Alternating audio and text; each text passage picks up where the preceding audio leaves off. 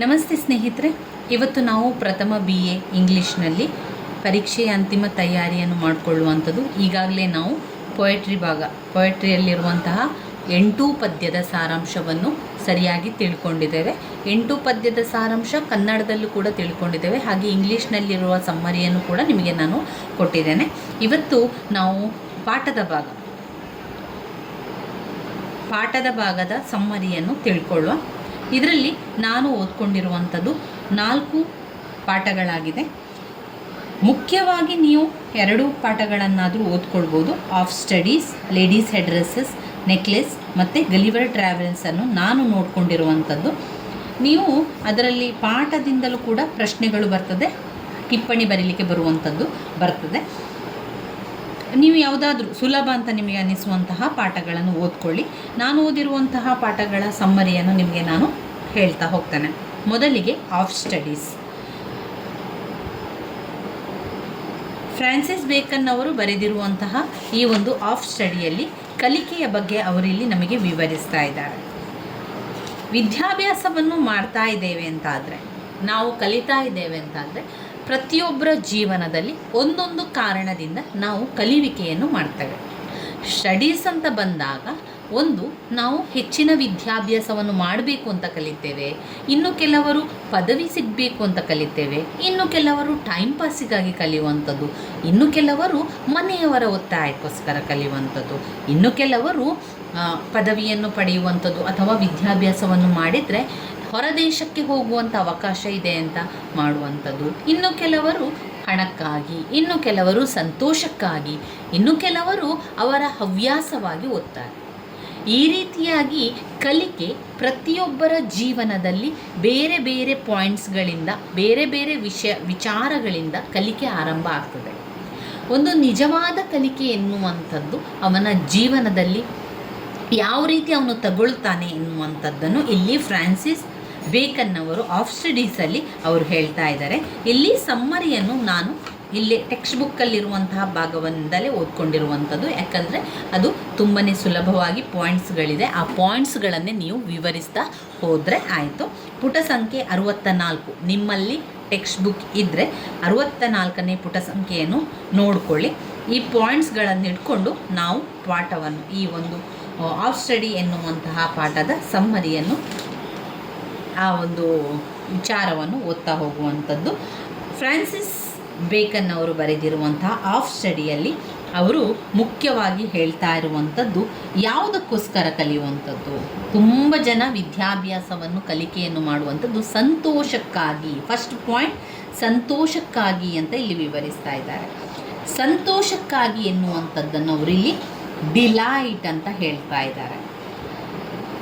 Happy ಅಂತ ನೀವು ಕೂಡ ಹೇಳ್ಬೋದು. Important uses of study. ಒಂದು ಸ್ಟಡಿ ಎನ್ನುವುದರ ಯೂಸಸ್, ಯಾವುದೆಲ್ಲ ಕಾರಣಕ್ಕೆ ನಾವು ಅದನ್ನು ಬಳಸ್ತೇವೆ. ಮೊದಲನೇದಾಗಿ ಸಂತೋಷಕ್ಕಾಗಿ ಓದು. ಸಂತೋಷಕ್ಕಾಗಿ ಓದು ಅಂತ ಹೇಳಿದರೆ ಇಲ್ಲಿ ಪಾಯಿಂಟ್ಸ್ ಡಿಲೈಟ್ ಅಂತ ತಗೊಳ್ಳಿ. ಡಿಲೈಟಿಗೆ ಬೇರೆ ಬೇರೆ ಅರ್ಥ ಇದೆ. ಸಂತೋಷ ಅಂತ ಬಂದಾಗ ಅದರಲ್ಲಿ ಹ್ಯಾಪಿ, ಎಂಜಾಯ್, ಡಿಲೈಟ್ ಎಲ್ಲವನ್ನು, ಯಾವ ಅರ್ಥವನ್ನು ಕೂಡ ನೀವು ತಗೊಂಡು ಬರಿಬೋದು. ಅದರ ಪಾಯಿಂಟ್ಸ್ ಒಟ್ಟು 5 ಪಾಯಿಂಟ್ಸ್ಗಳು ನಮಗೆ ಇಲ್ಲಿ ಕೊಟ್ಟಿದ್ದಾರೆ. ಈ 5 ಪಾಯಿಂಟ್ಸ್ಗಳಿಂದ ಇಟ್ಕೊಂಡು ಆ 5 ಪಾಯಿಂಟ್ಸ್ಗೆ ನಿಮಗೆ ಬೇಕಾದ ರೀತಿಯಲ್ಲಿ, ನಿಮಗೆ ಯೋಚನೆ ಬಂದ ರೀತಿಯಲ್ಲಿ ಒಂದು ಕಲಿಯುವಿಕೆ ಎನ್ನುವಂಥದ್ದು ಸಂತೋಷ ಅಂತ ಬಂದಾಗ ಯಾವ ಸಂತೋಷಕ್ಕಾಗಿ ನಾವು ಕಲಿತಾ ಇದ್ದೇವೆ? ನಮ್ಮ ಹೆತ್ತವರ ಸಂತೋಷಕ್ಕಾಗಿ, ನಮ್ಮ ಒಡ ಹುಟ್ಟಿದವರ ಸಂತೋಷಕ್ಕಾಗಿ, ಅಥವಾ ನಮಗೋಸ್ಕರ, ನಮ್ಮ ಸಂತೋಷಕ್ಕಾಗಿ ನಾವು ಕಲಿತಾ ಇದ್ದೇವೆ ಅಂತ ಯಾವುದಾದ್ರೂ ಒಂದು ವಿಚಾರವನ್ನು ಇಟ್ಕೊಂಡು ಬರಿತಾ ಹೋಗಿ. 5 ಪಾಯಿಂಟ್ಸ್ಗಳನ್ನು ನೀವು ಹುಡುಕಿ ಬರಿಬೇಕು. 5 ಪಾಯಿಂಟ್ಸ್ಗಳನ್ನು ಬರಿಬೇಕು. ಇನ್ನು ಈ ಒಂದು ಕಲಿಕೆ ಎನ್ನುವಂಥದ್ದು ಕೆಲವರು ಹೊಗಳ್ತಾರೆ, ಇನ್ನು ಕೆಲವರು ತೆಗಳ್ತಾರೆ. ಕಲಿಕೆ ಅಂತ ಬಂದಾಗ ತುಂಬ ಜನ ನೀವು ನೋಡಿರ್ಬೋದು, ಫಂಕ್ಷನ್ಗಳಿಗೆ ಹೋದಾಗ ಕಲಿಯುವಿಕೆಯ ಬಗ್ಗೆನೂ, ಅವನು ಏನು ಕಲಿತಾ ಇದ್ದಾನೆ, ಅವಳು ಏನು ಕಲಿತಾ ಇದ್ದಾಳೆ ಅಂತ ಹೇಳಿದಾಗ, ಈ ರೀತಿಯಾಗಿ ಪದವಿ ಮಾಡ್ತಾ ಇದ್ದಾಳೆ ಅಂತ ಹೇಳಿದಾಗ, ಅದು ಸುಮ್ಮನೆ ಪದವಿಯೆಲ್ಲ ಯಾಕೆ ಮಾಡೋದು, ಡಿಗ್ರಿ ಎಲ್ಲ ಮಾಡಿದರೂ ಈಗ ವೇಸ್ಟ್ ಅಲ್ವಾ ಅಂತ ಹೇಳುವಂಥವರು ಇದ್ದಾರೆ. ಇನ್ನು ಕೆಲವರು ಪದವಿ ಮಾಡ್ತಾ ಇದ್ದಾರೆ ಅಂತ ಹೇಳಿದಾಗ ತುಂಬಾ ಒಳ್ಳೆಯದು, ಪದವಿಯನ್ನು ಮಾಡಬೇಕು, ನಮ್ಮಲ್ಲಿ ಪದವಿ ಇರಬೇಕು, ಯಾವುದೋ ಕಾಲಕ್ಕಾದರೂ ನಮಗದು ಉಪಯೋಗಕ್ಕೆ ಬರ್ತದೆ ಎನ್ನುವಂಥದ್ದನ್ನು ಹೇಳುವಂಥ ಜನರು ಕೂಡ ಇರ್ತಾರೆ. ಆದ್ದರಿಂದ ಆ ಒಂದು ಕಲಿಯುವಿಕೆ ಬಗ್ಗೆ ಒಬ್ಬರು ನೀನು ಯಾಕೆ ಕಲಿತಾ ಇದೀಯಾ ಅಂತ ಕೇಳಿದರೆ ಸಂತೋಷಕ್ಕಾಗಿ ನಾನು ಕಲಿತಾ ಇದ್ದೇನೆ ಅಂತ ನಾವು ಹೇಳ್ಬೋದು. ಆವಾಗ ಆ ಒಂದು ಮಾತನ್ನು ಎರಡು ರೀತಿಯಲ್ಲಿ ನೋಡುವ ಜನರಿರ್ತಾರೆ. ನಾವು ಸಂತೋಷಕ್ಕಾಗಿ ಕಲಿತಾ ಇದ್ದೇನೆ ಅಂತ ನಾನು ಉತ್ತರ ಕೊಟ್ಟರೆ ಅವರು ಅದನ್ನು ಧನಾತ್ಮಕವಾಗಿ ಯೋಚನೆ ಮಾಡ್ಬೋದು ಅಥವಾ ಋಣಾತ್ಮಕವಾಗಿ ಕೂಡ ಯೋಚನೆ ಮಾಡ್ಬೋದು. ಧನಾತ್ಮಕವಾಗಿ ಮಾಡಿದರೆ ಅಲ್ಲಿ ಅವರು ನಿಮ್ಮನ್ನು ಹೊಗಳ್ತಾರೆ. ಹೌದಾ? ಹೌದು, ನಿಜ. ಸಂತೋಷಕ್ಕಾಗಿ ಯಾವ ರೀತಿ ಧನಾತ್ಮಕ ಅಂತ ಬಂದರೆ, ನೀನು ಸಂತೋಷಕ್ಕಾಗಿ ಕಲಿತಾ ಇದೆಯಾ, ಅದು ತುಂಬಾ ಒಳ್ಳೆಯದು. ನಮ್ಮ ಸಂತೋಷವನ್ನು ನಾವು ಹುಡುಕೊಳ್ಬೇಕು.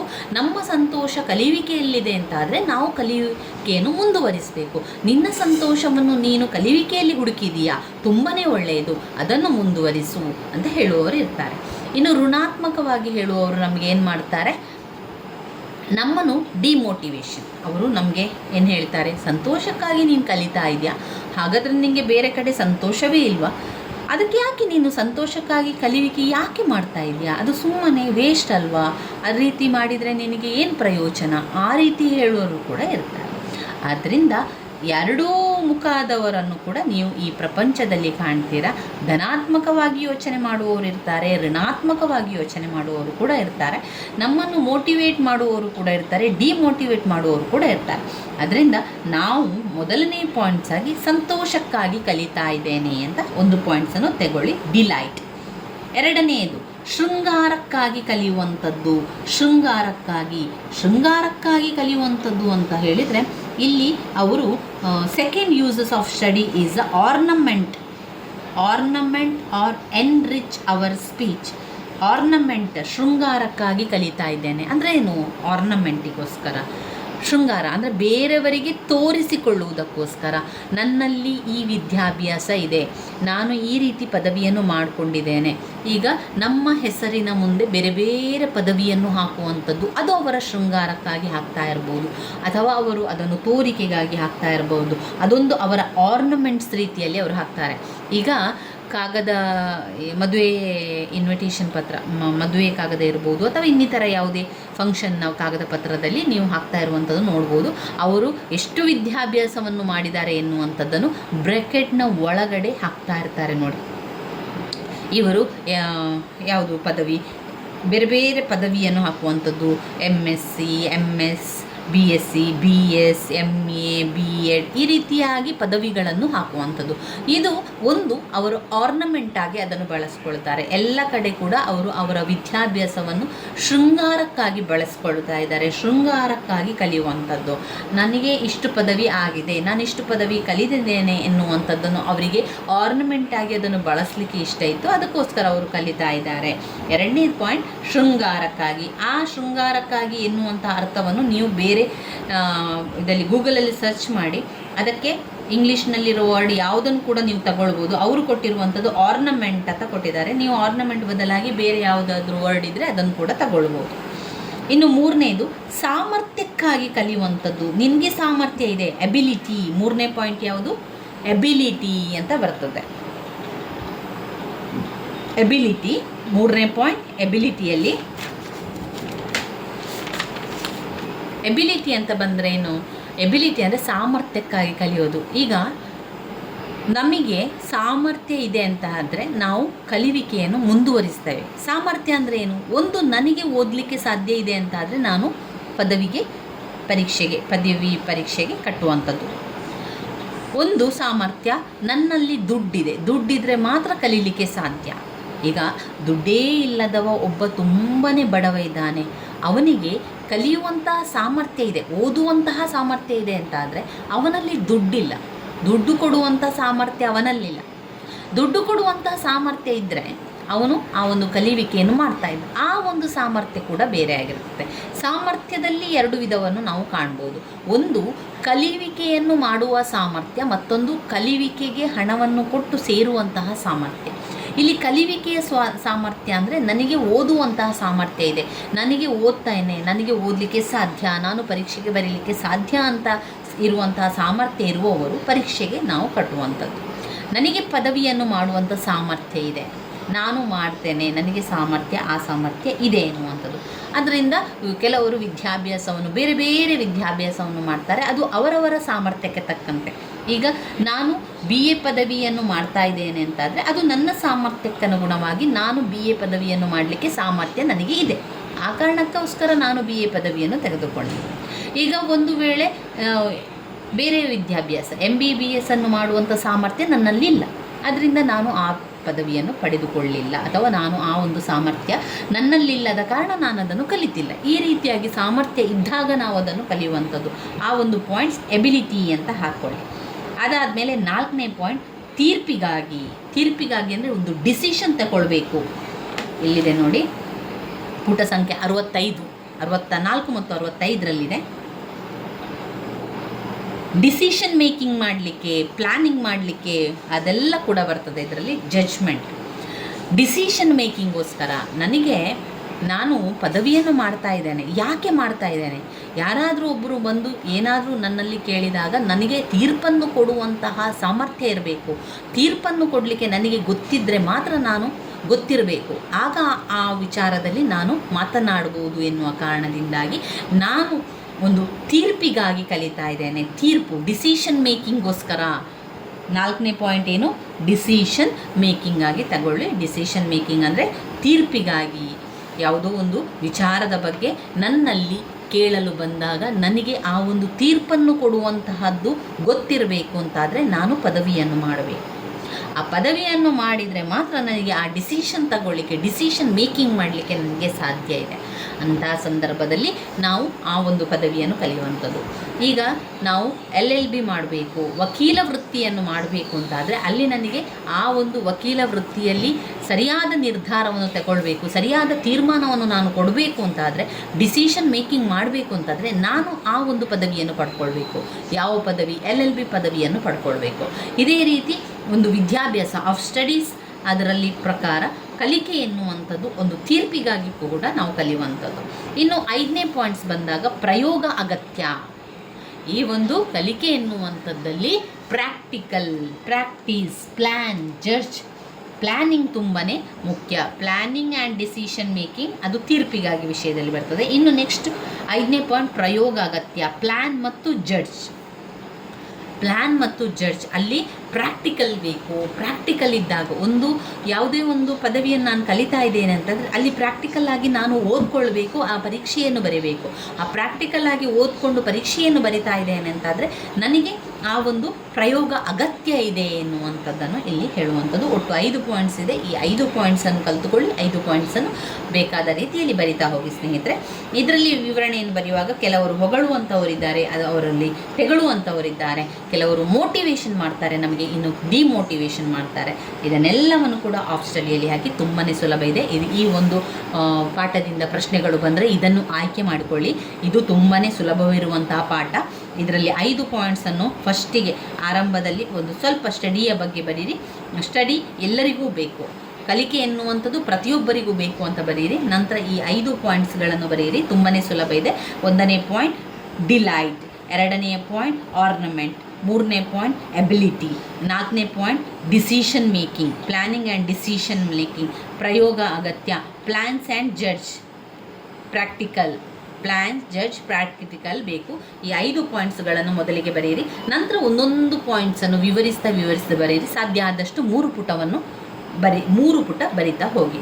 ಯಾವುದೇ ಪ್ರಶ್ನೆ ಬರಲಿ, ಆಫ್ ಸ್ಟಡೀಸ್ ಎನ್ನುವಂತಹ ಪಾಠದಿಂದ ಏನೇ ಪ್ರಶ್ನೆಗಳನ್ನು ಅವರು ಕೇಳಿದರೂ ಕೂಡ ಈ 5 ಪಾಯಿಂಟ್ಸ್ಗಳನ್ನು ವಿವರಿಸಲಿಕ್ಕೆ ನೀವು ಬರಬೇಕು. ಇದನ್ನು ಮಾಡಿಕೊಳ್ಳಿ, ತುಂಬಾ ಸುಲಭ ಇದೆ. ಇನ್ನು ನಾವು ಓದಬೇಕಾಗಿರುವಂತಹ ಪಾಠ ಲೇಡೀಸ್ ಹೆಡ್ ಡ್ರೆಸ್ಸಸ್ ಅಂದರೆ ಹೆಣ್ಣು ಮಕ್ಕಳ ಕೂದಲಿನ ಅಲಂಕಾರ, ತಲೆಯ ಅಲಂಕಾರದ ಬಗ್ಗೆ ಇರುವಂಥದ್ದು. ಜೋಸೆಫ್ ಎಡಿಸನ್ ಅವರು ಬರೆದಿರುವಂತಹ ಈ ಒಂದು ಪಾಠ ಲೇಡೀಸ್ ಹೆಡ್ ಡ್ರೆಸ್ಸಸ್, ಹುಡುಗಿಯರ ಹೆಡ್ ಡ್ರೆಸ್, ತಲೆಯ ಒಂದು ಡ್ರೆಸ್ಸಿನ ಬಗ್ಗೆ ಇರುವಂತಹ ಒಂದು ಪಾಠ ಆಗಿದೆ. ಇದರಲ್ಲಿ ನಾನು ಇದನ್ನು ಸುಲಭವಾಗಿ ಬರಿತಾ ಹೋಗಿದ್ದೇನೆ ನೋಡಿ. ಇಲ್ಲಿದೆ ನೋಡಿ, ಫಸ್ಟಿಗೆ ಆಥರ್ನ ಬಗ್ಗೆ ಕೂಡ ಬರೆದಿದ್ದೇನೆ. Ladies head dresses summary, Joseph Addison ಅವರ ಒಂದು ಪಾಠ. ಅಬೌಟ್ ದ ಆಥರ್ ಹೇಗೆ ಬರೆದಿದ್ದಾರೆ ಎನ್ನುವಂಥದ್ದು. Addison was early 18th century writer and politician, ಅವರೊಬ್ಬರು ರಾಜಕಾರಣಿ ಆಗಿದ್ದರು. ಹಾಗೆ ಅವರು 18th ಸೆಂಚುರಿಯ ಒಬ್ಬ ಬರಹಗಾರ ಕೂಡ ಆಗಿದ್ದ. ಯಾರು? ಜೋಸೆಫ್ ಎಡಿಸನ್ ಅವರು. His name is usually remembered alongside that of his long standing friend Richard Steele, with whom he founded the Spectator magician. ಅವನು ಯಾರು? ಜೋಸೆಫ್ ಎಡಿಸನ್ ಅವರು 18th ಸೆಂಚುರಿಯ ಬರಹಗಾರರಾಗಿದ್ದಾರೆ. ಅವರು ರಾಜಕೀಯದಲ್ಲೂ ಕೂಡ ತುಂಬಾ ಹೆಸರುವಾಸಿಯಾಗಿದ್ದರು. ಸಮ್ಮರಿಯನ್ನು ನೀವು ನೋಡಿದರೆ, ಈ ಲೇಡೀಸ್ ಹೆಡ್ ಡ್ರೆಸ್ಸಸ್ ಸಮ್ಮರಿ ಪಾಠದಲ್ಲಿ ಅವರು ಕೊಟ್ಟಿರುವಂತಹ ಭಾಗದಲ್ಲಿ ನೀವು ನೋಡ್ಬೋದು.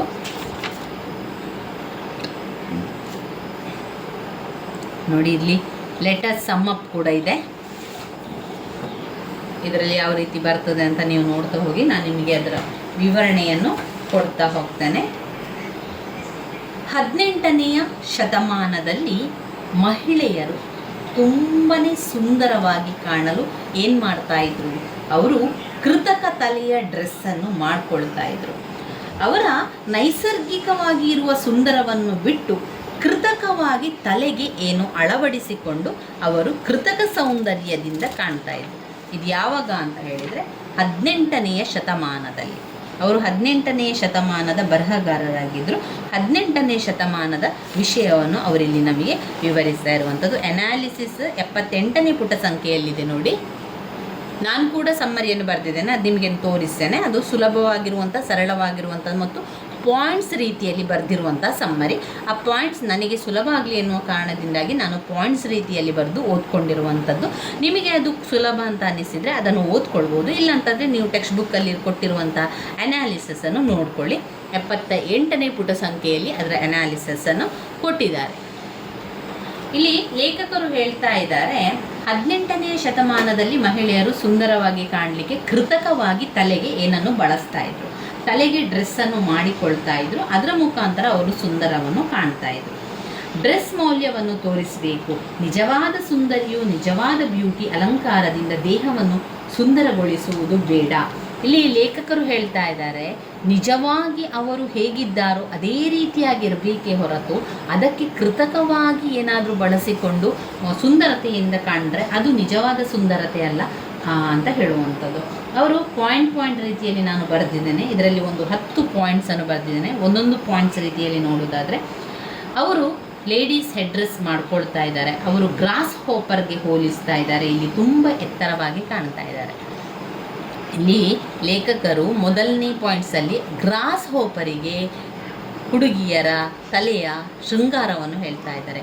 ಅದಕ್ಕೆ ತಲೆಗೆ ಕೃತಕವಾಗಿ ಹಾಕಿದಾಗ ಅದು ಎತ್ತರ ಹೋಗಿ ಗ್ರಾಸ್ ಹೋಪರ್ ಎಷ್ಟು ಎತ್ತರವಾಗಿ ನಿಲ್ತದೆ ನೋಡಿ, ಅದೇ ರೀತಿಯಲ್ಲಿ ಅದು ಕಾಣ್ತಾ ಇದೆ ಅಂತ ಗ್ರಾಸ್ ಹೋಪರಿಗೆ ಉದಾಹರಣೆಯನ್ನು ಕೊಡ್ತಾ ಇದ್ದಾರೆ.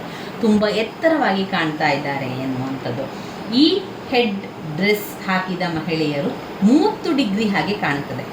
ಗಂಡು ಮಕ್ಕಳು ಮಿಡತೆ ಥರ.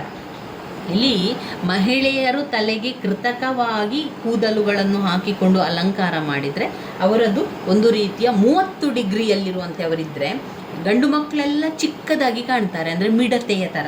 ಮಿಡತೆ ಯಾವ ರೀತಿ ಚಿಕ್ಕದಾಗಿರ್ತಾರೆ ನೋಡಿ, ಅದೇ ರೀತಿ ಕಾಣ್ತದೆ. ಈ ಡ್ರೆಸ್ ಹಾಕದೇ ಇದ್ದರೆ ಮಹಿಳೆಯರು ಕುಳ್ಳರು, ಗಿಡ್ಡವಾಗಿರುವಂಥವರು. ಮಹಿಳೆಯರು ಇಲ್ಲಿ 18ನೇ ಶತಮಾನದಲ್ಲಿ ಮಹಿಳೆಯರು ಕುಳ್ಳಗಾಗಿದ್ದರು. ಒಂದು ಡಾಲ್ಫ್ ಥರ ಇದ್ದಂಥವರು. ಅವರು ಆ ರೀತಿಯ ಡ್ರೆಸ್ಸನ್ನು ಹಾಕದೇ ಇರ್ತಿದ್ರೆ ಡ್ವಾರ್ಫೆಡ್, ಕುಳ್ಳ ರೀತಿಯಲ್ಲಿ ಆಗುವಂಥದ್ದೇ, ಶ್ರಿಂಕ್ ಆಗುವ ರೀತಿಯಲ್ಲಿ ಚಿಕ್ಕದಾಗಿ ಇರ್ತಾ ಇದ್ರು ಯಾರು? ಮಹಿಳೆಯರು. ಇಲ್ಲಿ ವಾಸ್ತುಶಿಲ್ಪಗಾರರಿಗೆ ಇವರನ್ನೆಲ್ಲ ಹೋಲಿಸ್ತಾ ಇದ್ದಾರೆ. ಕವಿ ವ್ಯಂಗ್ಯವಾಗಿ ಇಲ್ಲಿ ವಿವರಿಸುವಂಥದ್ದು ವಾಸ್ತುಶಿಲ್ಪಗಾರರಿಗೆ ಹೋಲಿಸಿ ವಿವರಿಸುವಂಥದ್ದು ಲೇಡೀಸ್ ಹೆಡ್ ಡ್ರೆಸ್ಸನ್ನು. ಅದ್ಧೂರಿಯಾಗಿ ಚೆಂದವಾಗಿ ಕಾಣಬೇಕು ಅಂತ ಇದನ್ನೆಲ್ಲ ಮಾಡ್ತಾ ಇದ್ದಾರೆ. ಕೃತಕ ಕೂದಲನ್ನು ಹಾಕ್ತಾ ಇದ್ದಾರೆ. ಹುಟ್ಟುವಾಗಲಿ ತುಂಬ ಸುಂದರವಾಗಿ ಕಾಣ್ತಾರೆ, ಅದನ್ನು ಮುಚ್ಚಿ ಆರ್ಟಿಫಿಷಿಯಲ್ ಕೂಡ ಹಾಕ್ತಾರೆ. ಇವರು ಹೆಣ್ಣು ಮಕ್ಕಳು ಆಕರ್ಷಿತವಾಗಿ ಹುಟ್ಟಿನಿಂದಲೇ ಸುಂದರತೆಯಿಂದ ತುಂಬ ಸುಂದರವಾಗಿದ್ದರು. ಆದರೆ ಅವರು ಯಾವಾಗ ತಮ್ಮ ಆರ್ಟಿಫಿಷಿಯಲ್ ಕೂದಲುಗಳನ್ನು ಹಾಕುವಂಥದ್ದು, ಆರ್ಟಿಫಿಷಿಯಲ್ಗಳನ್ನು ಬಳಸಿದಾಗ ಅವರು ಆ ಒಂದು ಸುಂದರತೆಯನ್ನು ಕಳೆದುಕೊಂಡಿದ್ದಾರೆ. ನಿಜವಾಗಿ ಅವರು ಯಾವ ರೀತಿ ಇದ್ದಾರೋ ಅದೇ ರೀತಿಯಾಗಿದ್ದರೆ ಮಾತ್ರ ಅಷ್ಟು ಸುಂದರವಾಗಿ ಕಾಣುವಂಥದ್ದು. ಡಿಫರ್ ಕಟ್ಟಡ ಕಟ್ಟಿದ ರೀತಿಯ ಮಹಿಳೆಯರು ಹೆಡ್ ಡ್ರೆಸ್ ಮಾಡ್ತಾರೆ. ಈಗ ಒಂದು ಕಟ್ಟಡ ಡಿಫ್ರೆಂಟ್ ಟೈಪಲ್ಲಿ ಒಂದು ಕಟ್ಟಡವನ್ನು ಕಟ್ತಾ ಇದ್ದಾರೆ ಅಂತ ಆದರೆ ಮಹಿಳೆಯರು ಕೂಡ ತಮ್ಮ ಹೆಡ್ ಡ್ರೆಸ್ಸನ್ನು ಬೇರೆ ಬೇರೆ ಥರ ಬೇರೆ ಬೇರೆ ಡಿಫ್ರೆಂಟ್ ಸ್ಟೈಲಲ್ಲಿ ಮಾಡ್ತಾ ಇದ್ದಾರೆ. ಆಫ್ರಿಕಾದ ಬುಡಕಟ್ಟು ಜನಾಂಗದ ಜನರೆಲ್ಲರೂ ಕೂಡ ಹೇಗೆ ಅಂದರೆ ತುಂಬ ಕುಳ್ಳಗಿರುವಂಥವರು. ಅವರೆಲ್ಲ ಡ್ರೆಸ್ ಹಾಕಿದರೆ ಎತ್ತರವಾಗಿ ಕಾಣ್ತಾರೆ, ದೈತ್ಯಾಕಾರವಾಗಿ ಕಾಣುವಂತೆ ಮಾಡ್ತಾರೆ. ಯಾಕಂದರೆ ಲೇಡೀಸ್ ಹೆಡ್ ಡ್ರೆಸ್ಸಸ್, ಆ ಹೆಡ್ ಡ್ರೆಸ್ಸಸ್ ಎತ್ತರವಾಗಿ ಕಾಣುವಂತೆ ಮಾಡಿದರೆ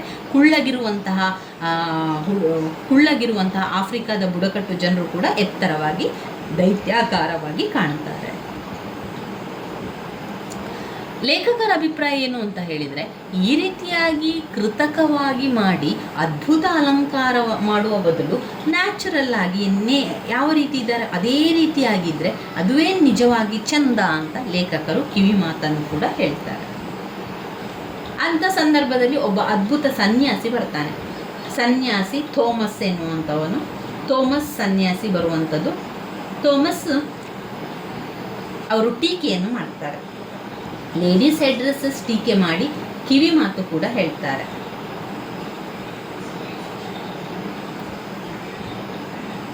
ಲೇಡೀಸ್ ಹೆಡ್ ಡ್ರೆಸ್ಸಸ್ನ ಬಗ್ಗೆ ಆ ಸನ್ಯಾಸಿ ಸ್ಪೀಚ್ ಮಾಡ್ತಾರೆ, ಬುದ್ಧಿವಾದಗಳನ್ನು ಹೇಳುವಂಥದ್ದು, ಮಹಿಳೆಯರಿಗೆ ಕಿವಿ ಮಾತನ್ನು ಕೂಡ ಹೇಳ್ತಾರೆ.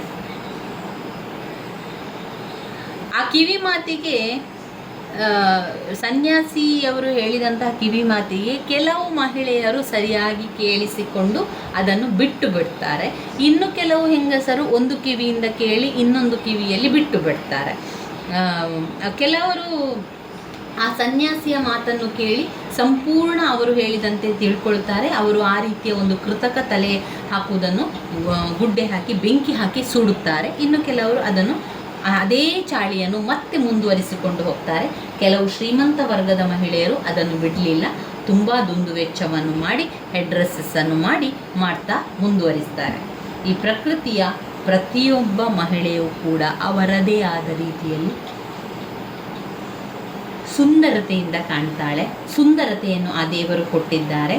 ಆದರೆ ತಲೆ ತುಂಬ ಆ ಒಂದು ಕೃತಕವಾದ ಹೆಡ್ಡನ್ನು, ಕೂದಲನ್ನು ಸಿಕ್ಕಿಸುವಂಥದ್ದು, ಹುಬ್ಬಿಗೆ ಬೇರೆ ಬೇರೆ ರೀತಿಯ ಬಣ್ಣವನ್ನು ಹಾಕುವಂಥದ್ದು, ಕಣ್ಣುಗಳಿಗೆ ಬಣ್ಣ ಹಾಕುವಂಥದ್ದು, ಕಣ್ಣಿಗೆ ಹೊಳಪನ್ನು ಹಾಕುವಂಥದ್ದು, ಆಮೇಲೆ ಇದೆಲ್ಲ ಕೂಡ ನ್ಯಾಚುರಲ್, ಇದೆಲ್ಲ ಯಾವುದೂ ಅಗತ್ಯ ಇಲ್ಲ. ನ್ಯಾಚುರಲ್ ಬ್ಯೂಟಿ ಇದ್ದ ರೀತಿಯಲ್ಲಿ ಅವರಿದ್ದರೆ ತುಂಬಾ ನೋಡಲು ಸಂತೋಷ ಆಗ್ತದೆ. ಆರ್ಟಿಫಿಷಿಯಲ್ ಆಗಿರುವಂತಹ ಈ ಒಂದು ಹೆಡ್ ಡ್ರೆಸ್ಸಸ್ ಅಗತ್ಯ ಇಲ್ಲ. ನ್ಯಾಚುರಲ್ ಆಗಿದ್ದರೆ ಅದು ತುಂಬಾ ಖುಷಿ ಕೊಡುವಂಥದ್ದು ಅಂತ ಇಲ್ಲಿ ಹೇಳ್ತಾ ಇದ್ದಾರೆ. ಇಲ್ಲಿ ನಿಮಗೆ ನಾನು ಸಮ್ಮರಿಯನ್ನು ತೋರಿಸ್ತಾ ಹೋಗ್ತೇನೆ. ಜೋಸೆಫ್ ಎಡಿಸನ್ ಅವರ ಬರೆದಿರುವಂತಹ ಈ ಒಂದು ಸಮ್ಮರಿ, ಸುಲಭವಾಗಿರುವಂಥ ಮತ್ತು ಸರಳವಾಗಿರುವಂತಹ ಸಮ್ಮರಿಯನ್ನು ನಾನಿಲ್ಲಿ ನಿಮಗೆ ತೋರಿಸ್ತಾ ಇರುವಂಥದ್ದು. ಇದನ್ನು ನಾನು ಪಾಯಿಂಟ್ಸ್ ರೀತಿಯಲ್ಲಿ ಸಮ್ಮರಿಯನ್ನು ಬರ್ಕೊಂಡಿದ್ದೇನೆ. ಯಾಕಂದರೆ ನನಗೆ ಪಾಯಿಂಟ್ಸ್ ರೀತಿಯಲ್ಲಿ ಓದ್ಕೊಂಡ್ರೆ ನೆನಪಲ್ಲಿ ಉಳಿತದೆ. ಹಾಗೆ ಆ ಪಾಯಿಂಟ್ಸ್ ರೀತಿಯಲ್ಲಿ ಬರ್ಕೊಳ್ತಾ ಹೋದರೆ 3 ಪುಟದಷ್ಟು ನಮಗೆ ಸುಲಭದಲ್ಲಿ ಬರೀಲಿಕ್ಕೆ ಸಾಧ್ಯ ಆಗ್ತದೆ ಎನ್ನುವ ಕಾರಣದಿಂದಾಗಿ ನಾನು ಈ ರೀತಿಯಾಗಿ ಕಲ್ತಿರುವಂಥದ್ದು. ಆಫ್ ಸ್ಟಡಿ ಮತ್ತು ಲೇಡೀಸ್ ಹೆಡ್ ಡ್ರೆಸ್ಸಸ್ ಇದೆರಡೂ ಕೂಡ ವೆರಿ ವೆರಿ ಇಂಪಾರ್ಟೆಂಟ್ ಆಗಿರುವಂತಹ ಪಾಠ. ಆದ್ದರಿಂದ ನಾನು ಈ 2 ಪಾಠವನ್ನು ಸರಿಯಾಗಿ ಬಾಯಿಪಾಠ ಮಾಡಿ ಕಲ್ತಿದ್ದೇನೆ.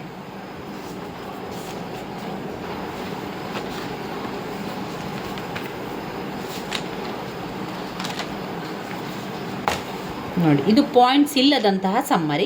ಆಗ ನಿಮಗೆ ನಾನು ತೋರಿಸಿರುವಂಥದ್ದು ಪಾಯಿಂಟ್ಸ್ ರೀತಿಯಲ್ಲಿ ಬರೆದಿರುವಂತಹ ಸಮ್ಮರಿಯಾಗಿದೆ. ಕನ್ಕ್ಲೂಷನ್ ಕೂಡ ಇಲ್ಲಿ ಕೊಟ್ಟಿದ್ದೇನೆ.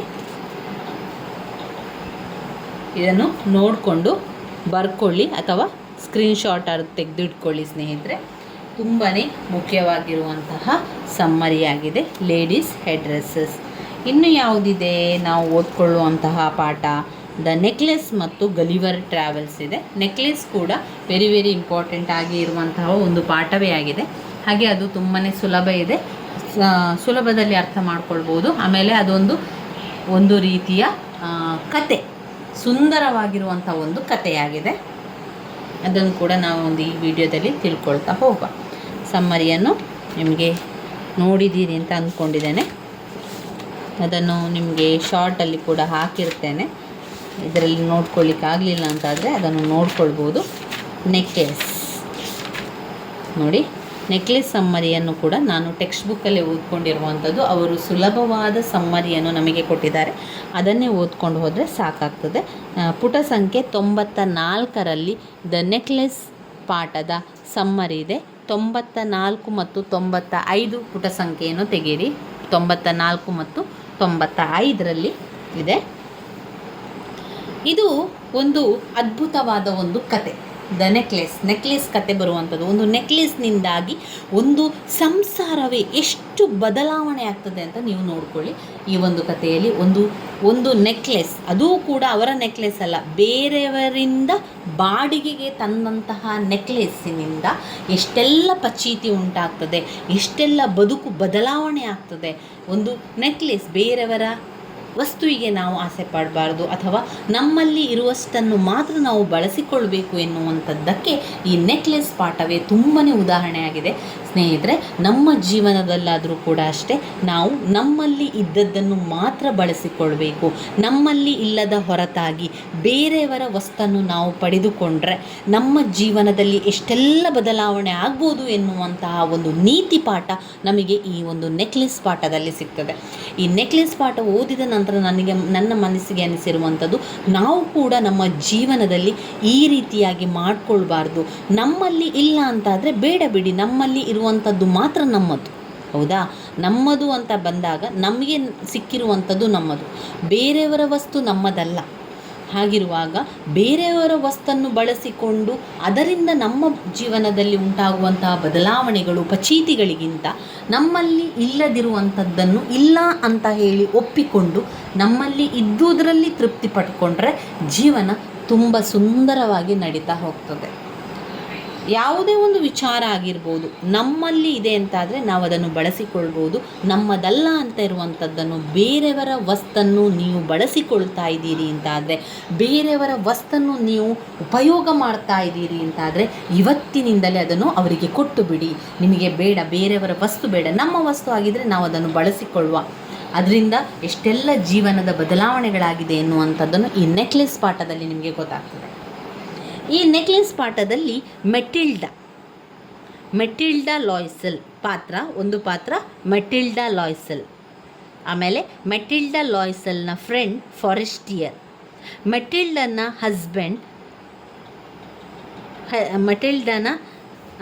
Husband Loisel clerk. ಅವನು ಬೋರ್ಡ್ ಆಫ್ ಎಜುಕೇಷನ್, ಗೌರ್ಮೆಂಟ್ ಆಫೀಸ್ನ ಬೋರ್ಡ್ ಆಫ್ ಎಜುಕೇಷನ್ನ ಕ್ಲರ್ಕ್ ಆಗಿದ್ದವನು. ದುರಾಸೆಯಿಂದ ಜೀವನ ಹಾಳಾಗುವಂತಹ ಕತೆ ಇಲ್ಲಿರುವಂಥದ್ದನ್ನು ನೋಡ್ಬೋದು. ಇಲ್ಲಿ ಮೆಟಿಲ್ಡಾ ಲಾಯ್ಸೆಲ್ ಆರಂಭದಲ್ಲಿ ಕತೆ ಇಲ್ಲಿಂದ ಆರಂಭ ಆಗ್ತದೆ ನೋಡಿ.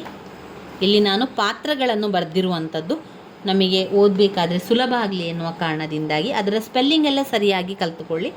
ಪಾತ್ರಗಳು: ಒಂದು, ಮೆಟಿಲ್ಡಾ ಲಾಯ್ಸೆಲ್ ದುರಾಸೆಯ ಗುಣವನ್ನು ಹೊಂದಿರುವಂತಹ ಮಹಿಳೆ. ಮೆಟಿಲ್ಡಾ ಲಾಯ್ಸೆಲ್ನ ಫ್ರೆಂಡ್ ಫಾರೆಸ್ಟಿಯರ್. ಆಮೇಲೆ ಇಲ್ಲಿ ಬರುವಂತಹ ಪಾತ್ರಗಳು 3. ಒಂದು ಮೆಟಿಲ್ಡಾ ಲಾಯ್ಸೆಲ್, ಆಮೇಲೆ ಅವಳ ಫ್ರೆಂಡ್ ಫಾರೆಸ್ಟಿಯರ್, ಆಮೇಲೆ ಮೆಟಿಲ್ಡಾ ಲಾಯ್ಸೆಲ್ ಅವರ ಗಂಡ ಲಾಯ್ಸೆಲ್ ಗೌರ್ಮೆಂಟ್ ಆಫೀಸ್ನ ಬೋರ್ಡ್ ಆಫ್ ಎಜುಕೇಷನ್ನ ಕ್ಲರ್ಕ್ ಆಗಿದ್ದವನು. 3 ಪಾತ್ರಗಳು ಮುಖ್ಯವಾಗಿ ಬರುವಂತಹ ಪಾತ್ರಗಳು. ಯಾರು ಈ ಮೆಟಿಲ್ಡಾ ಲಾಯ್ಸೆಲ್? ಮಿಡಲ್ ಕ್ಲಾಸಲ್ಲಿ ಹುಟ್ಟಿ ಜನಿಸಿದವಳೆ. ಆದರೆ ಅವಳಿಗೆ ತುಂಬಾ ಆಸೆ ಇದ್ದಂಥದ್ದು ತಾನು ರಾಯಲ್ ಆಗಿ ಬದುಕಬೇಕು, ನಾನು ಶ್ರೀಮಂತಿಕೆಯ ಜೀವನವನ್ನು ಮಾಡಬೇಕು, ನನಗೆ ಶ್ರೀಮಂತಿಕೆಯಲ್ಲೇ ನಾನು ಇರಬೇಕು ಎನ್ನುವಂಥ ಕನಸು ಕಂಡವಳು ಮೆಟಿಲ್ಡಾ ಲಾಯ್ಸೆಲ್. ಈ ಮೆಟಿಲ್ಡಾ ತುಂಬ ಸುಂದರಿಯಾಗಿದ್ಲು, ಅಪ್ಸರೆ ಅವಳು ಸುಂದರತೆ ಅವಳಲ್ಲಿ ಇತ್ತು. ಅವಳು extremely beautiful girl, Young women ಹೂ ಬಿಗಿನ್ ಎಕ್ಸ್ಟ್ರೀಮ್ಲಿ ಬ್ಯೂಟಿಫುಲ್. ಕತೆ ಆರಂಭವಾಗುವಂಥದ್ದೇ ನೋಡಿ. The necklace is the moving story of A Young women who begins extremely beautiful and elegant feels that she is born for the best. Her foolish longing to shine in high society ultimately lands her and her husband tribulation. Matilda, an elegant, beautiful girl, middle class. ನೋಡಿ ಅದರಲ್ಲಿ ಹಾಗೆ ಬರ್ತದೆ, ನೀವು ಓದ್ಕೊಳ್ತಾ ಹೋಗಿ, ಅದರಲ್ಲಿ ನಿಮಗೆ ಗೊತ್ತಾಗ್ತದೆ. ಇಲ್ಲಿ ನಿಮಗೆ ಇದು ಕಾಣ್ತಾ ಇಲ್ಲ ಅಂತಂದರೆ ನಾನು ಸ್ವಲ್ಪ ಹೀಗೆ ತಗೊಳ್ತೇನೆ ನೋಡಿ. ಈಗ ನಿಮಗೆ ಕಾಣ್ತಾ ಇದೆಯಾ?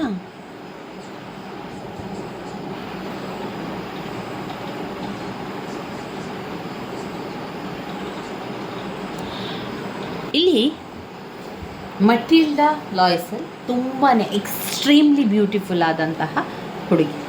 ಅವಳು ಮಿಡಲ್ ಕ್ಲಾಸ್ನ ಹುಡುಗಿ, ಆದರೆ ಜೀವನ ಹೈಫೈಯಲ್ಲಿರಬೇಕು ಅಂತ ಅಂದ್ಕೊಂಡವಳು. ತುಂಬ ಜನ ಯೋಚನೆ ಮಾಡ್ತಾ ಇರ್ತಾರೆ ಒಳ್ಳೆಯ ಬದುಕು ಬೇಕು ಅಂತ, ಸರಿ. ಆದರೆ ಇಲ್ಲಿ ಮಟಿಲ್ಡಾ ಲಾಯ್ಸೆಲ್ ಅಗತ್ಯಕ್ಕಿಂತ ಹೆಚ್ಚಾಗಿ ಯೋಚನೆ ಮಾಡ್ತಾಳೆ. ಹೈಫೈ ಜೀವನಕ್ಕೆ ಅವಳು ಯೋಚನೆಯನ್ನು ಮಾಡ್ತಾ ಇರ್ತಾಳೆ. ಅವಳು ಲಾಯ್ಸೆಲ್ ಎನ್ನುವಂಥ ಕ್ಲರ್ಕನ್ನು ಮದುವೆ ಆಗ್ತಾಳೆ. ಅವನು ಕೂಡ ತುಂಬಾ ಸುಂದರವಾಗಿರುವಂಥ ಹುಡುಗ. ಅವನು ಗೌರ್ಮೆಂಟಿನ ಕ್ಲರ್ಕ್, ಬೋರ್ಡ್ ಆಫ್ ಎಜುಕೇಷನ್ನ ಡಿಪಾರ್ಟ್ಮೆಂಟಲ್ಲಿ ಕ್ಲರ್ಕ್ ಆಗಿದ್ದವನು ಲಾಯ್ಸೆಲ್. ತುಂಬ ಸುಂದರವಾದಂತಹ ಸಂಸಾರದಲ್ಲಿ ಜೀವನವನ್ನು ಮಾಡ್ತಾಯಿದ್ರು. ಆದರೆ ಮೆಟಿಲ್ಡಾ ಲಾಯ್ಸೆಲ್ಗೆ ರಾಯಲ್ ಲೈಫ್ ಬೇಕಿತ್ತು. ಆದ್ದರಿಂದ ಮನೆ ಕೆಲಸದವರನ್ನು ಇಟ್ಟುಕೊಂಡಿದ್ಲು. ಅಡಿಗೆ ಮಾಡಲಿಕ್ಕೆ ಮನೆ ಕೆಲಸದವರು, ಹಾಗೆ ಮನೆ ಕೆಲಸಗಳು, ಗುಡಿಸು ಒರೆಸು ಎಲ್ಲದಕ್ಕೂ ಕೂಡ ಮನೆ ಕೆಲಸದವಳನ್ನು ಇಟ್ಟುಕೊಂಡಿದ್ಲು. ತನ್ನ ಎಲ್ಲ ಕೆಲಸಗಳನ್ನು ಅವರ ಜೊತೆಗೆ ಮಾಡಿಸ್ತಾ ಇದ್ಲು. ಅವಳು ಸುಮ್ಮನೆ ಕೂತ್ಕೊಳ್ಳುವಂಥದ್ದು, ತನ್ನ ಒಂದು ವೈಭವದ ಜೀವನದಲ್ಲಿ ಇರುವಂತೆ ಅವಳು ಫೀಲ್ ಮಾಡ್ಕೊಳ್ತಾ ಇದ್ರು. ಲಕ್ಸುರಿಯ ಜೀವನಕ್ಕೆ ಅವಳು ಬಯಸಿದ್ಳು. ಈ ರೀತಿ ಇರುವಂಥ ಸಂದರ್ಭದಲ್ಲಿ ಪ್ರತಿ ದಿವಸ ಕೊರಗ್ತಾ ಇದ್ಲು, ನನ್ನಲ್ಲಿ ಅದು ಇಲ್ಲ ಇದಿಲ್ಲ ಅಂತ ಯೋಚನೆ ಮಾಡ್ತಾ ಇದ್ಲು. ಎಲ್ಲದಕ್ಕೂ ಲಾಯ್ಸೆಲ್ ಉತ್ತರವನ್ನು ಕೊಡ್ತಾ ಇದ್ಲು. ಲಾಯ್ಸೆಲ್ ಹೀಗಿರುವಾಗ ಒಂದು ದಿವಸ ಅವರ ಬೋರ್ಡ್ ಆಫ್ ಎಜುಕೇಷನ್ನ ಡಿಪಾರ್ಟ್ಮೆಂಟಿನಿಂದ ಒಂದು ಇನ್ವಿಟೇಷನ್ ಸಿಗ್ತದೆ ಅವನಿಗೆ. ಅದು ತುಂಬಾ ದೊಡ್ಡದಾದ ಪಾರ್ಟಿ. ಅಲ್ಲಿ ಮಿನಿಸ್ಟರ್ಗಳು ಬರುವಂಥದ್ದು, ಹೈಫೈ ಜನಗಳು ಬರುವಂಥದ್ದು, ರಾಜಕೀಯದವರು ಬರುವಂತಹ ಒಂದು ಪಾರ್ಟಿ ಅದು. ಆ ಪಾರ್ಟಿಗೆ ಕ್ಲರ್ಕ್ ಆದಂತಹ ಲಾಯ್ಸೆಲ್ಗೆ ಇನ್ವಿಟೇಷನ್ ಸಿಗ್ತದೆ. ಆ ಇನ್ವಿಟೇಷನನ್ನು ತೆಗೆದುಕೊಂಡು ಬಂದು ಮೆಟಿಲ್ಡಾ ಲಾಯ್ಸೆಲ್ಗೆ ಕೊಡ್ತಾನೆ. ಅಂತಹ ಸಂದರ್ಭದಲ್ಲಿ ಅವಳಿಗೆ ಒಂದು ಬಾರಿ ತುಂಬಾ ಖುಷಿ ಆಗ್ತದೆ ಮತ್ತು ತುಂಬ ದುಃಖ ಕೂಡ ಆಗ್ತದೆ. ಯಾಕೆ ನೀನು ದುಃಖದಲ್ಲಿದೆಯಾ, ಈ ಒಂದು ಪಾರ್ಟಿಗೆ ನಾವು ಹೋಗುವ ಅಂತ ಹೇಳಿದಾಗ ಅವಳು ಹೇಳ್ತಾಳೆ, ನಾನು ಹೇಗೆ ಹೋಗೋದು, ನನ್ನಲ್ಲಿ ಅದಕ್ಕೆ ಬೇಕಾದಂತಹ ಡ್ರೆಸ್ ಇಲ್ಲ. ಆ ಪಾರ್ಟಿಗೆ ಹೋಗಬೇಕು ಅಂತಾದರೆ ನನ್ನಲ್ಲಿ ಸುಂದರವಾದ ಒಂದು ಗೌನ್ ಬೇಕು, ನನ್ನಲ್ಲಿ ಆ ರೀತಿಯ ಗೌನ್ ಇಲ್ಲ ಅಂತ ಹೇಳ್ತಾಳೆ. ಇದಕ್ಕೆ ದುಃಖಗೊಂಡಂತಹ ಲಾಯ್ಸೆಲ್ ಗಂಡ ಹೇಳ್ತಾನೆ, ನಿನ್ನಲ್ಲಿ ಇಲ್ಲ ಅಂತಾದರೆ ನಾನು ನಿನಗೆ ಸ್ವಲ್ಪ ದುಡ್ಡನ್ನು ಕೊಡ್ತೇನೆ. ನಾನು 400 ಫ್ರಾನ್ಸ್, ಅವನು ಸ್ವಲ್ಪ ಕೂಡಿಟ್ಟಿದ್ದ ಹಣ, 400 ಫ್ರಾನ್ಸ್ ಹಣವನ್ನು ಕೂಡಿಟ್ಟಿದ್ದ. ಯಾಕಂದರೆ ಒಂದು ಗನ್ನನ್ನು ತೆಗೆದುಕೊಳ್ಬೇಕು, ಅವನಿಗೆ ಬೇಟೆಯಾಡುವಂತಹ ಶಿಕಾರಿ ಮಾಡುವಂತಹ ಬೇಟೆಯಾಡುವಂತಹ ಗನ್ ತೆಗೆದುಕೊಳ್ಬೇಕು. ತನ್ನ ಗೆಳೆಯರೆಲ್ಲರೂ ಬೇಟೆಯಾಡಲಿಕ್ಕೆ ಹೋಗ್ತಾಯಿದ್ರು. ಆ ಒಂದು ಗನ್ನು ನಾನು ಕೂಡ ತೆಗೆದುಕೊಳ್ಬೇಕು ಅಂತ ಹೇಳಿ ಅದಕ್ಕೆ ಬೇಕಾದಷ್ಟು ಹಣವನ್ನು ಅವನು ಕೂಡಿ ಹಾಕ್ತಾ ಇದ್ದ. 400 ಫ್ರಾನ್ಸ್ನಷ್ಟು ಹಣ ಅವನಲ್ಲಿ ಈಗಾಗಲೇ ಆಗಿತ್ತು. ಯಾವಾಗ ಮೆಟಿಲ್ಡಾ ತನ್ನಲ್ಲಿ ಡ್ರೆಸ್ ಇಲ್ಲ ಅಂತ ದುಃಖ ಪಡ್ತಾಳೋ ಅಂಥ ಸಂದರ್ಭದಲ್ಲಿ ಲಾಯ್ಸೆಲ್ 400 ಫ್ರಾನ್ಸನ್ನು ಅವಳಿಗೆ ಕೊಟ್ಟು, ನೀನು ಬೇಕಾದ ಒಂದು ಗೌನನ್ನು ತೆಗೆದುಕೋ, ಆ ಪಾರ್ಟಿಗೆ ಹಾಕಲಿಕ್ಕೆ ನಿನಗೆ ಅದು ಯೂಸ್ ಆಗುವಂತೆ ನೀನು ಅದನ್ನು ತೆಗೆದುಕೋ ಅಂತ ಹೇಳ್ತಾನೆ. ಅದು ತುಂಬಾ ಸಂತೋಷದಿಂದ ಆ ದುಡ್ಡನ್ನು ತೆಗೆದುಕೊಳ್ತಾಳೆ. ಅದ ನಂತರ ಪುನಃ ದುಃಖಪಟ್ಟು ಹೇಳ್ತಾಳೆ, ನನಗೆ ಅದಕ್ಕೆ ಮ್ಯಾಚ್ ಆಗಲಿಕ್ಕೆ ಹಾಕಲಿಕ್ಕೆ ಜ್ಯುವೆಲ್ಲರಿ ಇಲ್ಲ ನನ್ನಲ್ಲಿ, ಅದಕ್ಕೆ ಹಾಕುವಂಥ ಯಾವುದೇ ಒಂದು ಡೈಮಂಡ್ ನೆಕ್ಲೆಸ್ ಇಲ್ಲ ಅಂತ ಅವಳು ಹೇಳ್ತಾಳೆ. ಇದಕ್ಕೆ ಲಾಯ್ಸೆಲ್ ಹೇಳ್ತಾನೆ, ಹಾಗಾದರೆ ನೀನು ನಿನ್ನ ಗೆಳತಿಯಾದಂತಹ ಫಾರೆಸ್ಟಿಯರ್ ಹತ್ರ ತುಂಬಾ ನೆಕ್ಲೆಸ್ ಇದೆ ಅಲ್ವಾ, ಅವಳ ಜೊತೆಯಲ್ಲಿ ನೀನು ನಿನಗೆ ಬೇಕಾದ ನೆಕ್ಲೆಸನ್ನು ಒಂದು ದಿವಸಕ್ಕೆ ಬಾಡಿಗೆಗೆ ತೆಗೆದುಕೋ, ನಂತರ ನೀನು ಅದನ್ನು ವಾಪಸ್ ಕೊಡುವಿಯಂತೆ, ಆ ದಿವಸಕ್ಕೆ ನೀನು ಆ ರೀತಿ ಮಾಡು ಅಂತ ತನ್ನ ಗಂಡನೇ ಅವಳಿಗೆ ಒಂದು ಐಡಿಯಾವನ್ನು ಕೊಡ್ತಾನೆ. ಯಾರು? ಫಾರೆಸ್ಟಿಯರ್ ಹತ್ರ ಹೋಗಿ. ಫಾರೆಸ್ಟಿಯರ್ ಅಂದರೆ ಯಾರು? ಮೆಟಿಲ್ಡಾನ ಗೆಳತಿ.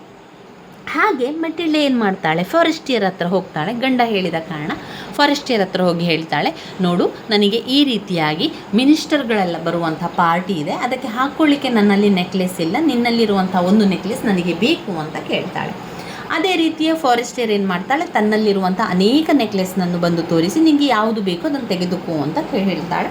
ಅದೇ ರೀತಿಯಲ್ಲಿ ಆಗ ಮಟಿಲ್ಡಾ ಲಾಯ್ಸೆಲ್ ಒಂದು ಡೈಮಂಡ್ ನೆಕ್ಲೆಸನ್ನು ಆಯ್ಕೆ ಮಾಡಿಕೊಂಡು ಡೈಮಂಡ್ ನೆಕ್ಲೆಸನ್ನು ತೆಗೆದುಕೊಂಡು ಹೋಗ್ತಾಳೆ.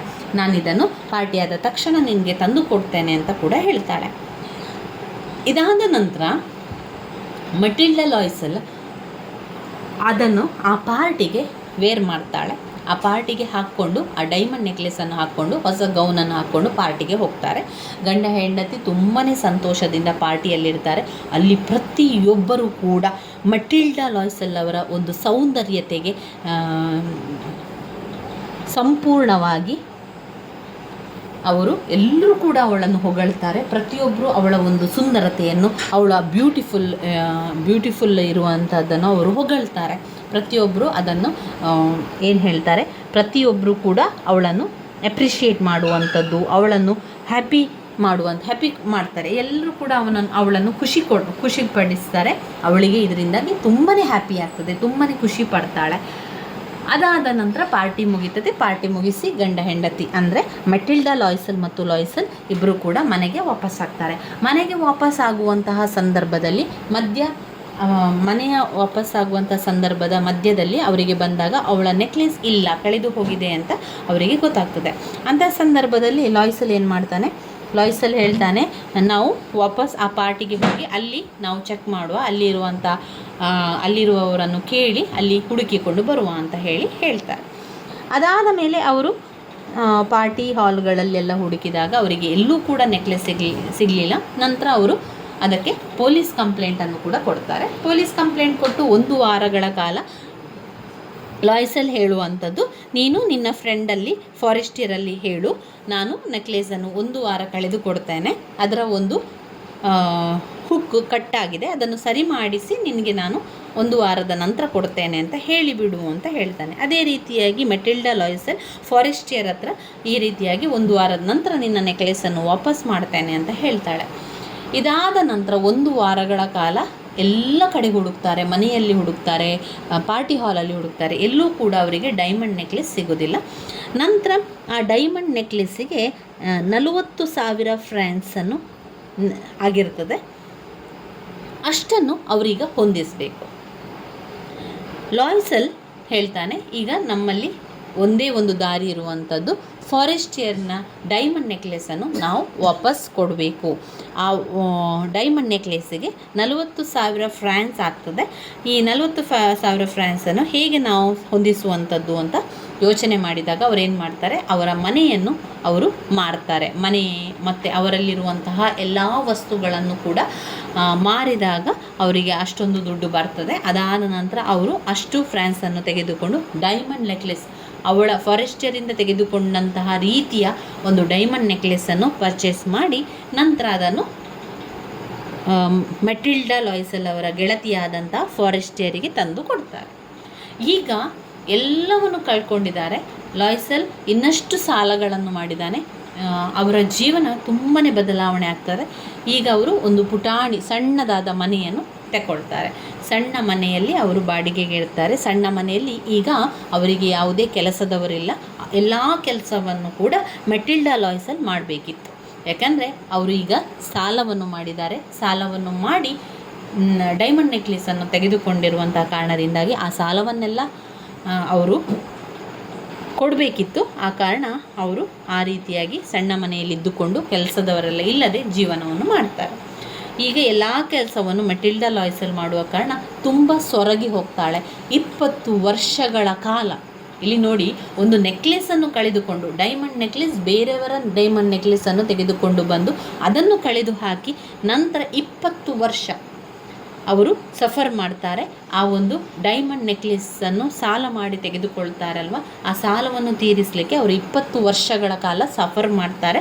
ಮಟಿಲ್ಡಾ ಲಾಯ್ಸೆಲ್ ತುಂಬಾ ಎಕ್ಸ್ಟ್ರೀಮ್ಲಿ ಬ್ಯೂಟಿಫುಲ್ ಆಗಿದ್ದಂತಹ ಮಟಿಲ್ಡಾ ಲಾಯ್ಸೆಲ್ ತುಂಬಾ ಸೊರಗಿ ಹೋಗಿರ್ತಾಳೆ. ಅವಳ ಅಂದವನ್ನೆಲ್ಲ ಕಳ್ಕೊಂಡಿರ್ತಾಳೆ. 20 ವರ್ಷದ ತನಕ ಅವರು ಸಾಲಗಳನ್ನೆಲ್ಲ ಮುಗಿಸಿದ ನಂತರ ಒಂದು ದಿವಸ ಮಟಿಲ್ಡಾ ಲಾಯ್ಸೆಲ್ ತನ್ನ ಗೆಳತಿಯಾದಂತಹ ಫಾರೆಸ್ಟರನ್ನು ಮೀಟ್ ಆಗ್ತಾಳೆ. ಫಾರೆಸ್ಟರ್ ಮೀಟ್ ಆದಾಗ ಫಾರೆಸ್ಟರಿಗೆ ತುಂಬಾ ಆಶ್ಚರ್ಯ ಆಗ್ತದೆ, ತುಂಬಾ ದುಃಖ ಆಗ್ತದೆ. ಆಗ ಅವಳು ಕೇಳ್ತಾಳೆ ಮಟಿಲ್ಡಾ ಲಾಯ್ಸೆಲ್ ಹತ್ರ, ನೀನು ಯಾಕೆ ಈ ರೀತಿ ಆಗಿದೆಯಾ? ಅಷ್ಟೊಂದು ಬ್ಯೂಟಿಫುಲ್ ಆಗಿದ್ದಂತಹ ನೀನು ಸೊರಗಿ ಹೋಗಿದೆಯಾ? ನಿನ್ನನ್ನು ನೋಡಲಿಕ್ಕೆ ಆಗ್ತಾ ಇಲ್ಲ, ಯಾಕೆ ಆಯಿತು? ನಿನ್ನ ಜೀವನದಲ್ಲಿ ಏನಾಯಿತು ಅಂತ ಕೇಳಿದಾಗ ಮಟಿಲ್ಡಾ ಲಾಯ್ಸೆಲ್ ತನ್ನ ಜೀವನದಲ್ಲಿ ಆದಂತಹ ಎಲ್ಲ ಘಟನೆಯನ್ನು, ಎಲ್ಲ ಕಥೆಯನ್ನು ಹೇಳ್ತಾಳೆ. ನೆಕ್ಲೆಸನ್ನು ತೆಗೆದುಕೊಂಡ ನಂತರ ನಾವು ಸಾಲವನ್ನು ತೀರಿಸಬೇಕಿತ್ತು, ಹೀಗಾಯಿತು ಅಂತ ಎಲ್ಲ ಕಥೆಯನ್ನು ಹೇಳಿದಾಗ ಫಾರೆಸ್ಟರಿಗೆ ಒಮ್ಮೆ ಸಡನ್ನಾಗಿ ಶಾಕ್ ಆಗ್ತದೆ. ಯಾಕೆ ಶಾಕ್ ಆಗ್ತದೆ ಇಲ್ಲಿ ಅಂತ ಹೇಳಿದರೆ, ಫಾರೆಸ್ಟರ್ ಹೇಳ್ತಾಳೆ, ನೀನು ನನಗೆ ಅವತ್ತೇ ಆ ವಿಷಯವನ್ನು ಹೇಳಬೇಕಿತ್ತು. ಯಾವಾಗ ನೀನು ಆ ನೆಕ್ಲೆಸನ್ನು ಕಳೆದುಕೊಂಡೆ ಆ ದಿವಸವೇ ನನಗೆ ನೀನು ವಿಷಯವನ್ನು ತಿಳಿಸಬೇಕಿತ್ತು. ತಿಳಿಸಿದರೆ ನಿನ್ನ ಜೀವನ, ನಿನ್ನ ಪರಿಸ್ಥಿತಿ ಈ ರೀತಿ ಆಗ್ತಾ ಇರಲಿಲ್ಲ ಅಂತ ಫಾರೆಸ್ಟರ್ ಹೇಳ್ತಾಳೆ. ಆಗ ಮಟಿಲ್ಡಾ ಕೇಳ್ತಾಳೆ, ಯಾಕೆ, ಏನಾಯಿತು? ನಾನು ಯಾಕೆ ಆವತ್ತಿಗೆ ಹೇಳಬೇಕಿತ್ತು ನಿನ್ನಲ್ಲಿ ಅಂತ ಕೇಳಿದಾಗ ಫಾರೆಸ್ಟರ್ ಹೇಳ್ತಾಳೆ, ಅದು ನಿಜವಾದ ಡೈಮಂಡ್ ನೆಕ್ಲೆಸ್ ಅಲ್ಲ, ಅದು ಆರ್ಟಿಫಿಷಿಯಲ್ ಡೈಮಂಡ್ ನೆಕ್ಲೆಸ್ ಆಗಿತ್ತು. ಆದ್ದರಿಂದ ನಾನು ಕೊಟ್ಟಿರುವಂತಹ ಹಣ 15 ಫ್ರಾನ್ಸ್ ಮಾತ್ರ ನಾನು ಅದಕ್ಕೆ ಕೊಟ್ಟಿರುವಂಥದ್ದು. ನೀವು ಅದಕ್ಕೆ ಅಷ್ಟೊಂದು ದುಡ್ಡನ್ನು ಕೊಟ್ಟು ನನಗೆ ಕೊಟ್ಟಿದ್ದೀರಿ, ಅದು ನಿಜವಾದ ಡೈಮಂಡ್ ನೆಕ್ಲೆಸ್ ಅಲ್ಲ, ಅದು ಆರ್ಟಿಫಿಷಿಯಲ್ ಅಂತ ಹೇಳ್ತಾರೆ. ಇದನ್ನು ಕೇಳಿ ಮಟಿಲ್ಡಾ ಲಾಯ್ಸ್ಗೆ ತುಂಬಾ ಶಾಕ್ ಆಗ್ತದೆ. ಇಲ್ಲಿಗೆ ಕತೆ ಮುಗಿಯುವಂಥದ್ದು. ದ ನೆಕ್ಲೆಸ್ ಸ್ಟೋರಿಯನ್ನು ಬರೆದಿರುವವರು ಗೈ ದಿ ಮನುಪಸಂತ್ ಅವರು ಬರೆದಿರುವಂತಹ ನೆಕ್ಲೆಸ್ ಕತೆ ಈ ರೀತಿಯಾಗಿರ್ತದೆ. ಇದರಲ್ಲಿ ನಮಗೆ ಬರುವಂತಹ ಒಂದು ನೀತಿ ಅಥವಾ ನೀತಿ ಪಾಠ ಅಂತ ಹೇಳಿದರೆ, ನಮ್ಮಲ್ಲಿ ಇರುವಂಥದ್ದನ್ನು ನಾವು ಬಳಸ್ಕೊಳ್ಬೇಕು. ಅದರ ಹೊರತಾಗಿ ಬೇರೆಯವರ ವಸ್ತನ್ನು ನಾವು ಬಳಸಿಕೊಂಡ್ರೆ ತುಂಬಾ ಜಾಗರೂಕವಾಗಿರಬೇಕು. ಆ ಒಂದು ವಿಚಾರವನ್ನು ಇಟ್ಕೊಂಡು ಇಲ್ಲಿ ಮಟಿಲ್ಡಾ ಲಾಯ್ಸೆಲ್ ಅವರ ಜೀವನ 20 ವರ್ಷ ಅವರು ಇಷ್ಟೆಲ್ಲ ಒಂದು ತ್ಯಾಗವನ್ನು ಮಾಡಿರುವಂಥದ್ದು, ಸಫರ್ ಮಾಡಿದ್ದಾರೆ. ಅವರು 20 ವರ್ಷವನ್ನು ತಮ್ಮ ಒಂದು ಸಾಲವನ್ನು ತೀರಿಸಲಿಕ್ಕೆ ಇಷ್ಟೆಲ್ಲ ಕಷ್ಟವನ್ನು ಕೂಡ ಪಟ್ಟರು. ಇದು ಈ ಒಂದು ಕಥೆಯಲ್ಲಿ ಬರುವಂಥದ್ದು. ಇದರ ಒಂದು ಸಮ್ಮರಿಯನ್ನು ಪುಟ ಸಂಖ್ಯೆ 94 ಮತ್ತು 95ರಲ್ಲಿದೆ ನೋಡಿ, ಇಂಗ್ಲೀಷ್ ಸಮ್ಮರಿ. ಇನ್ನು ನಾವು ಇದರಲ್ಲಿ ಓದಬೇಕಾಗಿರುವಂತಹ ಪಾಠ ಗಲಿವರ್ ಟ್ರಾವೆಲ್ಸ್. ಜೊನಾಥನ್ ಸ್ವಿಫ್ಟ್ ಅವರು ಬರೆದಿರುವಂತಹ ಗಲಿವರ್ ಟ್ರಾವೆಲಲ್ಲಿ ಇದು ಕೂಡ ಹಾಗೆ ಇದರಲ್ಲಿರುವಂತಹ ಸಮ್ಮರಿ ಟೆಕ್ಸ್ಟ್ ಬುಕ್ಕಲ್ಲಿಯೇ ನೀವು ನೋಡಿಕೊಳ್ಳಿ. 116ರಲ್ಲಿದೆ ನೋಡಿ, 116 ಪುಟ ಸಂಖ್ಯೆಯಲ್ಲಿ ಗಲಿವರ್ ಟ್ರಾವೆಲ್ನ ಆ ಒಂದು ಪ್ರಶ್ನೆಗೆ ಉತ್ತರ ಇದರಲ್ಲಿದೆ ನೋಡಿ. ಇವಿಷ್ಟನ್ನು ನಾನು ಓದ್ಕೊಂಡಿರುವಂಥದ್ದು. ಸ್ವಲ್ಪ ಅಂದರೆ ಒಂದು ವೇಳೆ ನಮಗೆ ಯಾವುದೂ ಆಪ್ಷನ್ ಇಲ್ಲ ಅಂತಾದರೆ ಅದನ್ನು ಓದ್ಕೊಳ್ಳಿಕ್ಕೆ ನಾವು ಇದನ್ನು ಓದ್ಕೊಂಡ್ರೆ ಸಾಕು. ಅಂದರೆ ಇಲ್ಲಿ ಗಲಿವರ್ ಟ್ರಾವೆಲಲ್ಲಿ ಗಲಿವರ್ ಎನ್ನುವಂತಹ ಒಬ್ಬ ರಾಜ, ಇವನು ಶಿಪ್ಪಲ್ಲಿ ಹೋಗ್ತಾ ಇರುವಂತಹ ಸಂದರ್ಭದಲ್ಲಿ ಶಿಪ್ ಡೆಸ್ಟ್ರಾಯ್ ಆಗ್ತದೆ. ಆ ಒಂದು ಶಿಪ್ ಹಾಳಾದಂಥ ಸಂದರ್ಭದಲ್ಲಿ ಅವನು ಒಂದು ದ್ವೀಪದಲ್ಲಿ ಸಿಲುಕ್ತಾನೆ. ಅಲ್ಲಿ ಅವನು ಈಜಿಕೊಂಡು ಹೋಗಿ ಆ ದ್ವೀಪಕ್ಕೆ ಹೋದಾಗ ಆ ದ್ವೀಪದಲ್ಲಿ ಒಂದು ವಿಚಿತ್ರ ಮಾನವರು ಇರ್ತಾರೆ, ವಿಚಿತ್ರ ಜನರು ಅಲ್ಲಿ ಇರುವಂಥದ್ದನ್ನು ಕಾಣ್ಬೋದು. ಅಲ್ಲಿ ಕುದುರೆಗಳು ಮಾತನಾಡುವಂತಹ ಕುದುರೆಗಳು, ಆಮೇಲೆ ಮನುಷ್ಯರೆಲ್ಲ ನಮ್ಮ ಹೆಬ್ಬೆರಳು ಗಾತ್ರದಲ್ಲಿರುವಂತಹ ಲಿಲ್ಲಿಪುಟ್ಟುಗಳು, ಸಣ್ಣ ಸಣ್ಣ ಮನುಷ್ಯರು ಅಲ್ಲಿ ಇರ್ತಾ ಇದ್ದದ್ದು. ಆ ಒಂದು ಗಲಿವರ್ನ ಆ ಪರಿಸ್ಥಿತಿ, ಗಲಿವರ್ ಶಿಪ್ಪಿನ ಶಿಪ್ ಡಾಕ್ಟರ್ ಆಗಿದ್ದ. Once his voyage ended ಡ್ರಾಮ್ಯಾಟಿಕಲಿ when his ship ಏನಾಗ್ತದೆ ಅಂತ ಹೇಳಿದರೆ, ಒಂದು ದಿವಸ ಶಿಪ್ಪು ಕಟ್ಟಾಗುವಂಥದ್ದು. ಅಂಥ ಸಂದರ್ಭದಲ್ಲಿ ಅವನು ಆ ಒಂದು ದ್ವೀಪಕ್ಕೆ ಹೋಗ್ತಾನೆ. ಆ ದ್ವೀಪದಲ್ಲಿ ಆಗುವಂತಹ ಘಟನೆಗಳನ್ನು ಈ ಒಂದು ಗಲಿವರ್ ಟ್ರಾವೆಲ್ನಲ್ಲಿ ಹೇಳುವಂಥದ್ದು. ಅವನು ಆ ಒಂದು ದ್ವೀಪಕ್ಕೆ ಹೋದ ತಕ್ಷಣ ಅಲ್ಲಿ ಮಾತನಾಡುವಂತಹ ಕುದುರೆಗಳು ಅವನಿಗೆ ಸಿಗ್ತವೆ. ಈ ಮಾತನಾಡುವಂತಹ ಕುದುರೆಗಳು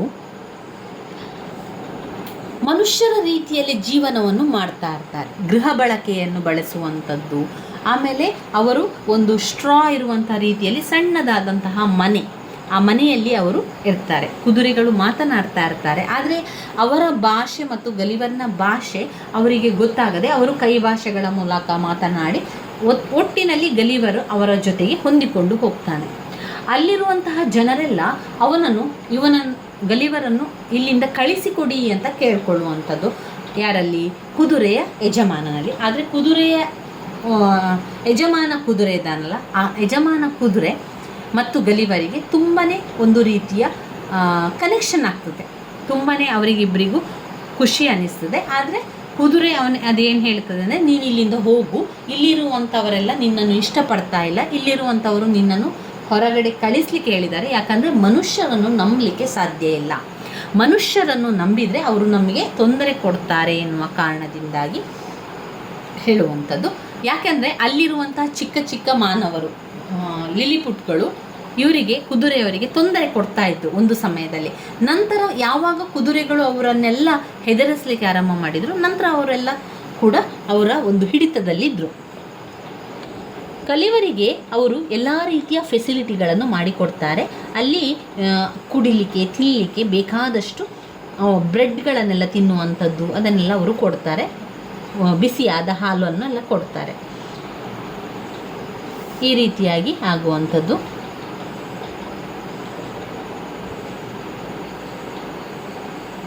ತುಂಬ ಇಂಟೆಲಿಜೆಂಟ್ ಆಗಿದ್ರು ಆ ಕುದುರೆಗಳು. ಈ ರೀತಿಯಾಗಿ ಕತೆ ಬರುವಂಥದ್ದು. ಒಂದು ಸ್ವಲ್ಪ ನೋಡಿಕೊಂಡ್ರೆ ಸಾಕದು. ನೋಡಿ, ಇದರಲ್ಲಿದೆ ನೋಡಿ, ಪುಟ ಸಂಖ್ಯೆ 116ರಲ್ಲಿ ಅದರ ಸಂಪೂರ್ಣ ಸಾರಾಂಶ ನಮಗೆ ಸಿಗುವಂಥದ್ದು. ಸರಿಯಾ?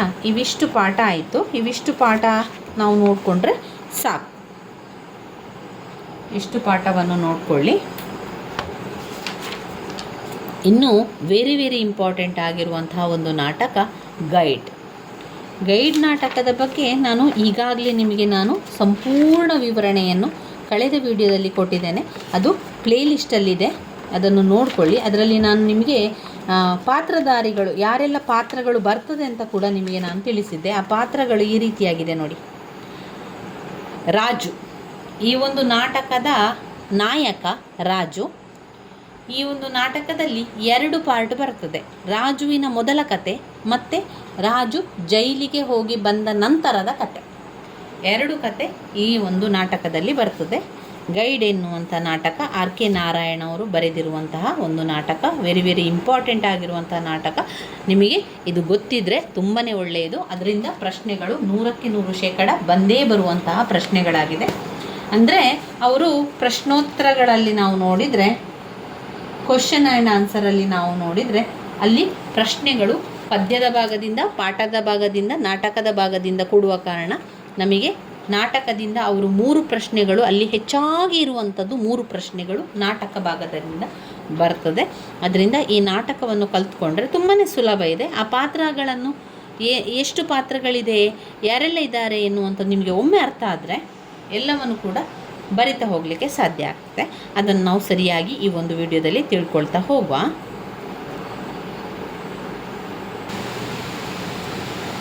ಗೈಡ್ ನಾಟಕದಲ್ಲಿ ಬರುವಂತಹ ಪಾತ್ರಗಳು ರಾಜು, ಮಾರ್ಕೋ, ವೇಲನ್, ರೋಸಿ ಮತ್ತು ನಳಿನಿ. ಒಂದೇ ಹೆಸರು ರೋಸಿ, ನಳಿನಿಯಾಗಿ ಆಗುವಂಥದ್ದು.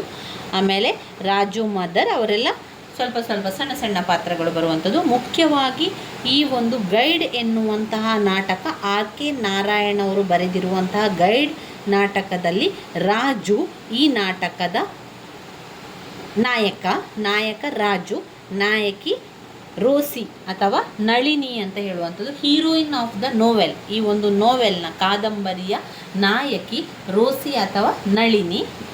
ರೋಸಿ ಅಲಿಯಸ್ ನಳಿನಿ ಅಂತ ಹೇಳುವಂಥದ್ದು. ರಾಜು ಆ ಒಂದು ಕಾದಂಬರಿಯ ಹೀರೋ.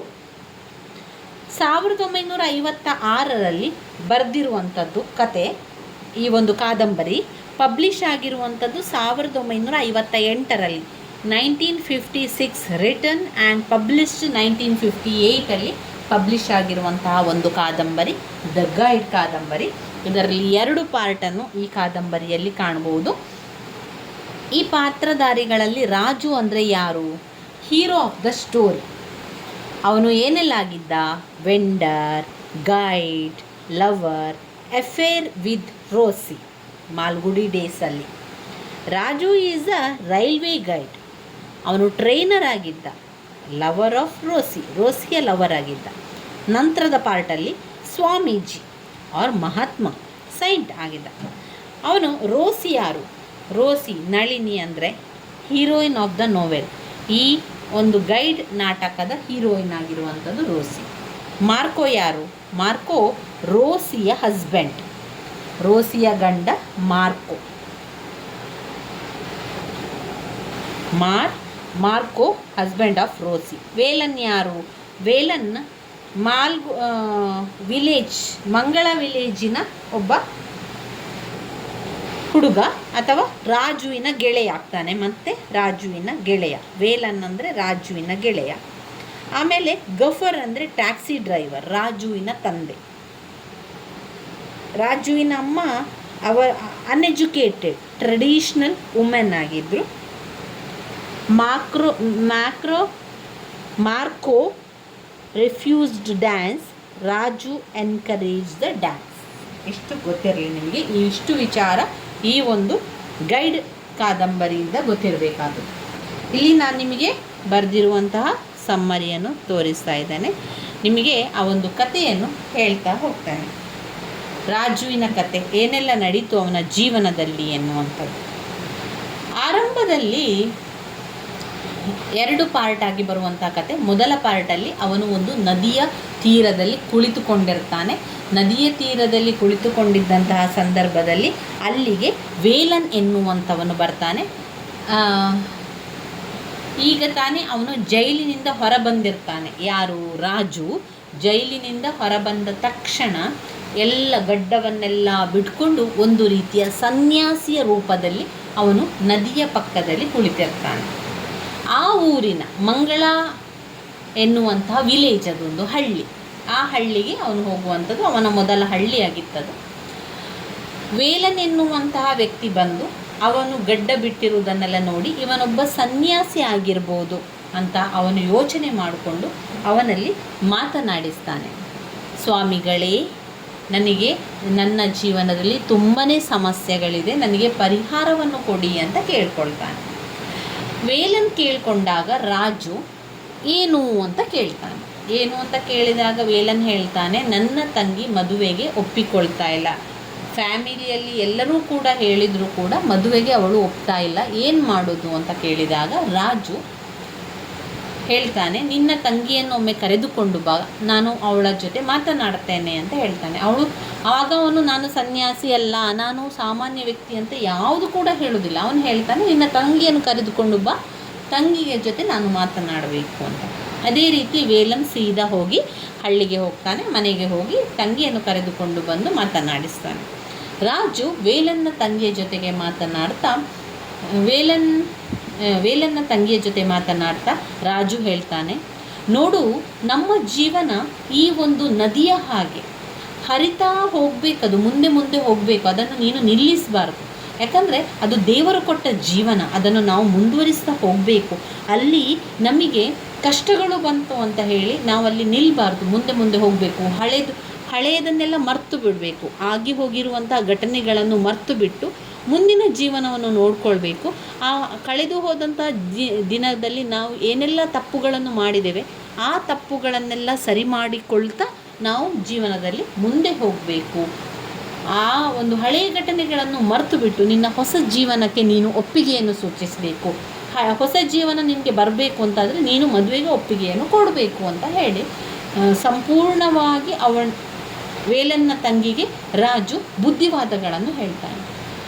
ರಾಜುವಿನ ತಂಗಿಗೆ ಯಾರು ಅಷ್ಟೂ ಫ್ಯಾಮಿಲಿಯಲ್ಲಿ ಅಷ್ಟೂ ಜನ ಹೇಳಿದ ಮಾತನ್ನು ಅವಳು ಒಂದು ದಿವಸವೂ ಕೇಳಿರೋದಿಲ್ಲ. ಆದರೆ ಆ ಸನ್ಯಾಸಿ ಅಂದರೆ ರಾಜು ಹೇಳಿರುವಂಥ ಮಾತನ್ನು ಅವಳು ಒಂದು ಕ್ಷಣದಲ್ಲಿ ಅವಳಿಗೆ ಜ್ಞಾನೋದಯ ರೀತಿಯಲ್ಲಿ ಆಗ್ತದೆ.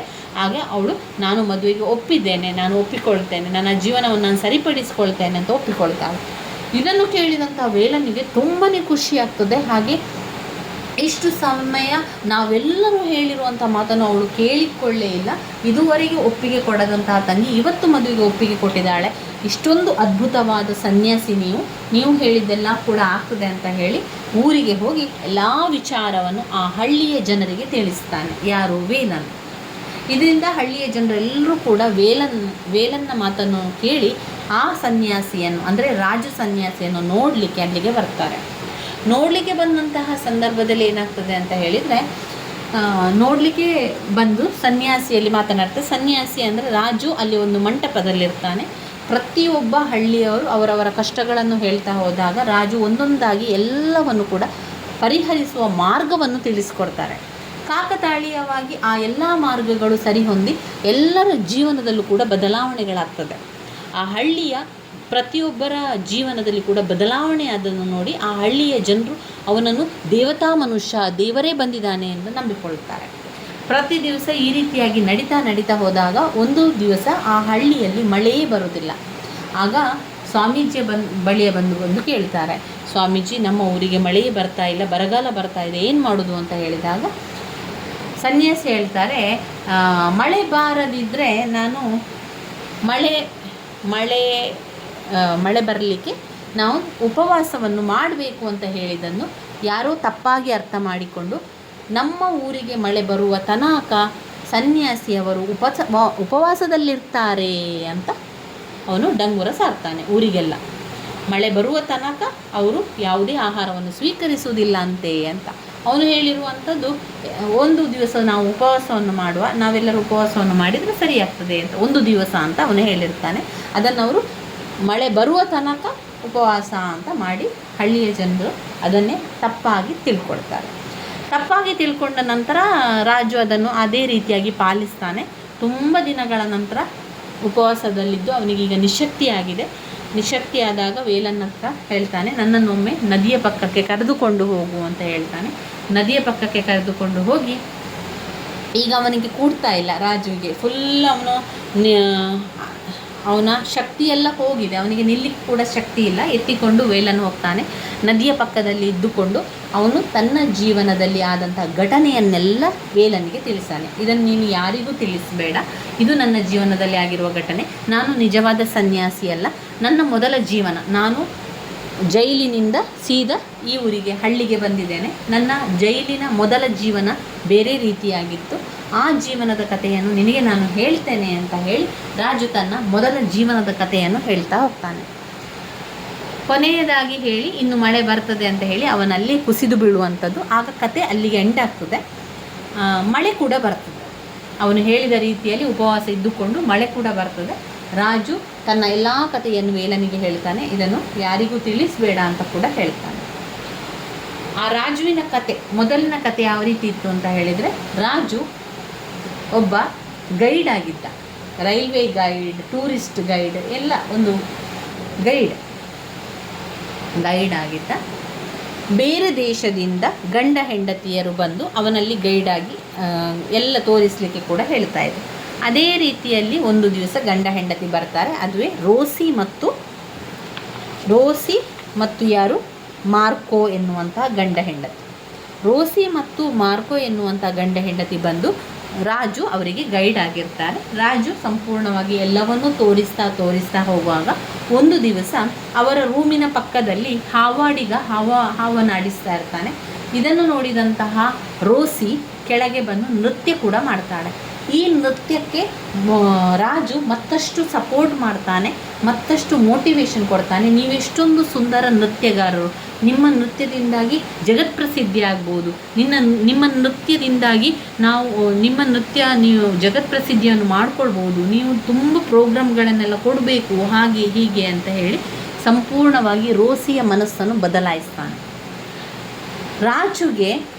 ರಾಜು ಆ ರೋಸಿಯನ್ನು ನೃತ್ಯ ಮಾಡುವುದನ್ನು ತುಂಬ ಸಪೋರ್ಟ್ ಮಾಡಿರ್ತಾನೆ. ಅದೇ ರೀತಿಯಲ್ಲಿ ರೋಸಿಯ ಗಂಡ ಮಾರ್ಕೋ ಸಂಪೂರ್ಣವಾಗಿ ರೋಸಿಯ ನೃತ್ಯಕ್ಕೆ ವಿರೋಧವನ್ನು ವ್ಯಕ್ತಪಡಿಸ್ತಾನೆ. ಅವನಿಗಿಷ್ಟ ಇಲ್ಲ, ಯಾರಿಗೆ? ಮಾರ್ಕೋಗೆ. ರೋಸಿಯ ಗಂಡ ಮಾರ್ಕೋ ಎನ್ಕರೇಜ್ ಮಾಡ್ತಾನೆ, ಅವನು ಎನ್ಕರೇಜ್ ಮಾಡೋದಿಲ್ಲ. ಯಾರು? ರೋಸಿಯ ಗಂಡ ಡ್ಯಾನ್ಸನ್ನು ಡಿಸ್ಕರೇಜ್ ಎಂಕರೇಜ್ ಮಾಡ್ತಾ ಇರಲಿಲ್ಲ. ಆದರೆ ರಾಜು ಅದನ್ನು ಎಂಕರೇಜ್ ಮಾಡ್ತಾ ಇದ್ದ. ಇದರಿಂದ ರೋಸಿಗೆ ತುಂಬಾ ಖುಷಿಯಾಗ್ತದೆ. ರಾಜುವನ್ನು ನಿಧಾನದಲ್ಲಿ ಪ್ರೀತಿಸಲಿಕ್ಕೆ ಆರಂಭ ಮಾಡ್ತಾಳೆ.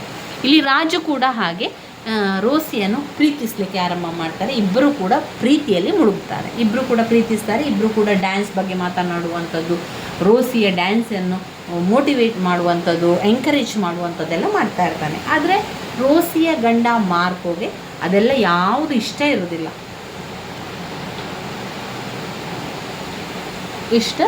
ಡ್ಯಾನ್ಸ್ ಇಷ್ಟ ಇರೋದಿಲ್ಲ, ಅಂದರೆ ಅವನು ಎನ್ಕರೇಜ್ ಮಾಡೋದಿಲ್ಲ. ಈ ರೀತಿಯಾಗಿರಬೇಕಾದ್ರೆ ಅವರಿಬ್ಬರು ಪ್ರೀತಿಸ್ತಾರೆ. ಇದನ್ನು ತಿಳಿದಂತಹ ರೋಸಿಯ ಗಂಡ ಮಾರ್ಕೋ ಅವಳನ್ನಲ್ಲಿ ಬಿಟ್ಟು ಅವನು ತನ್ನ ಊರಿಗೆ ವಾಪಸ್ ಹೋಗ್ತಾನೆ. ಲಂಡನ್ ಫಾರಿನ್ ಕಂಟ್ರಿಗೆ ಅವನು ವಾಪಸ್ ಹೋಗ್ತಾನೆ. ಇಲ್ಲಿ ರೋಸಿ ಇಲ್ಲೇ ಇರ್ತಾಳೆ. ಈಗ ರೋಸಿ ಮತ್ತು ರಾಜು ಒಟ್ಟಿಗೆ ಜೀವನವನ್ನು ಆರಂಭ ಮಾಡ್ತಾರೆ. ಲಿವಿಂಗ್ ಟುಗೆದರ್ ಆಗಿ ಒಟ್ಟಿಗೆ ಜೀವನವನ್ನು ಮಾಡ್ತಾರೆ. ರಾಜುವಿನ ತಾಯಿ ಕೂಡ ಜೊತೆಗಿರ್ತಾರೆ. ರಾಜುವಿನ ತಾಯಿ ಅನ್ಎಜುಕೇಟೆಡ್ ಆಗಿರ್ತಾರೆ, ಆದರೆ ಸಂಪ್ರದಾಯಸ್ಥೆ ವುಮೆನ್ ಆಗಿರ್ತಾರೆ. ಅವರು ತುಂಬಾ ಒಂದು ಟ್ರೆಡಿಷ್ನಲ್ ವುಮೆನ್ ಆಗಿರ್ತಾರೆ. ಅವರು ಹೇಳ್ತಾರೆ ರಾಜುವಲ್ಲಿ, ನೀನು ಈ ರೀತಿ ಮಾಡುವಂಥದ್ದು ಸರಿಯಲ್ಲ. ಮದುವೆಯಾಗಿರುವಂತಹ ಹೆಣ್ಣು ಮಗಳನ್ನು ಇಟ್ಟುಕೊಂಡು ಮದುವೆಯಾಗಿರುವಂಥ ಹೆಣ್ಣು ಮಗಳ ಜೊತೆಗೆ ನೀನು ಈ ರೀತಿಯಾಗಿರಬಾರ್ದು. ಅವಳನ್ನು ಪ್ರೀತಿಸೋದು ನೀನು ತಪ್ಪು. ಅವಳನ್ನು ಅವನ ಗಂಡನ ಜೊತೆಗೆ ಕಳಿಸಿಕೊಡು. ನೀನು ಈ ರೀತಿಯಾಗಿರಬಾರ್ದು. ಅವಳ ಗಂಡ ಜೊತೆಗೆ ಅವಳು ಇರಬೇಕು ಅಂತ ಹೇಳಿದ್ದು ಅವನಿಗೆ ಇಷ್ಟ ಆಗೋದಿಲ್ಲ. ಅವನು ಕೇಳೋದಿಲ್ಲ. ಆಗ ರಾಜುವಿನ ಅಮ್ಮ, ನನ್ನ ಮಾತನ್ನು ನೀನು ಕೇಳೋದಿಲ್ಲ, ನಾನು ಹಳ್ಳಿಗೆ ವಾಪಸ್ ಹೋಗ್ತೇನೆ, ನನಗೆ ಇದನ್ನೆಲ್ಲ ನೋಡಲಿಕ್ಕೆ ಸಾಧ್ಯ ಆಗ್ತಾ ಇಲ್ಲ ಅಂತ ಹೇಳಿದಾಗ ಅವನು ಕಳಿಸ್ಕೊಡ್ತಾನೆ. ರಾಜುವಿನ ಅಮ್ಮ ಊರಿಗೆ, ಹಳ್ಳಿಯ ಕಡೆಗೆ ಹೋಗ್ತಾರೆ. ಇಲ್ಲಿ ರಾಜು ಪ್ರತಿ ದಿವಸ ಅವಳಿಗೆ ಅವಳ ನೃತ್ಯಕ್ಕೆ ಸಪೋರ್ಟ್ ಮಾಡ್ತಾನೆ ಇರ್ತಾನೆ. ಈಗ ಅವನು ಸಂಪೂರ್ಣ ತನ್ನ ಒಂದು ವೃತ್ತಿಯಾದಂತಹ ಟೂರಿಸ್ಟ್ ಗೈಡ್ನ ಕೆಲಸವನ್ನು ಬಿಟ್ಟು ಈಗ ಫುಲ್ ಟೈಮ್ ರಾಜು ರೋಸಿಯ ಜೊತೆಗೆ ಇರ್ತಾನೆ. ರೋಸಿಯ ಹೆಸರನ್ನು ನಳಿನಿ ಅಂತ ಹೆಸರು ಕೂಡ ಮಾಡ್ತಾನೆ.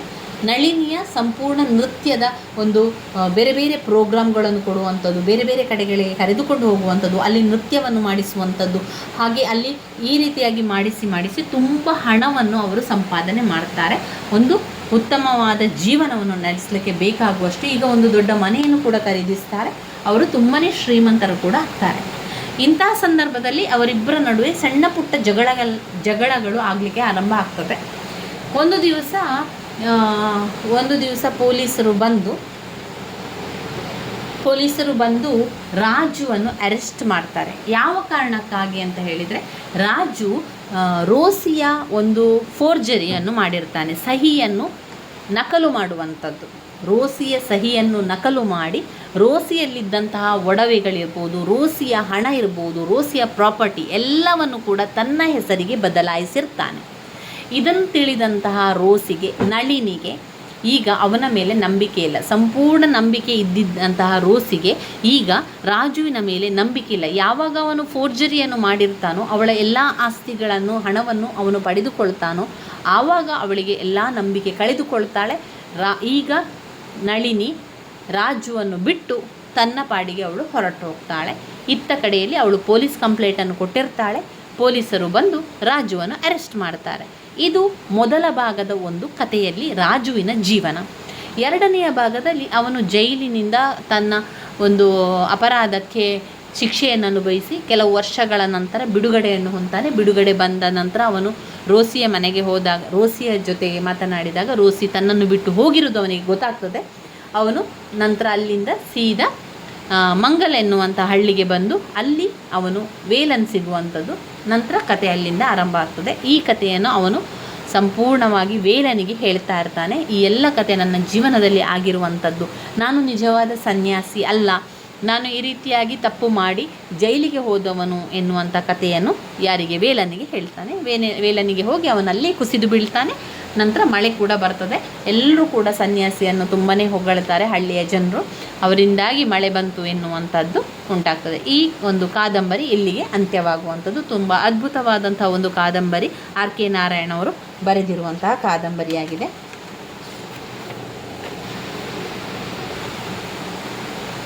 ಇದು ನೋಡಿ, ಇಂಗ್ಲೀಷ್ನಲ್ಲಿರುವ ಸಮ್ಮರಿ. ಇದು ಅಸೈನ್ಮೆಂಟಿಗೆ ಬರೆದಿರುವಂತಹ ಪ್ರಶ್ನೆ.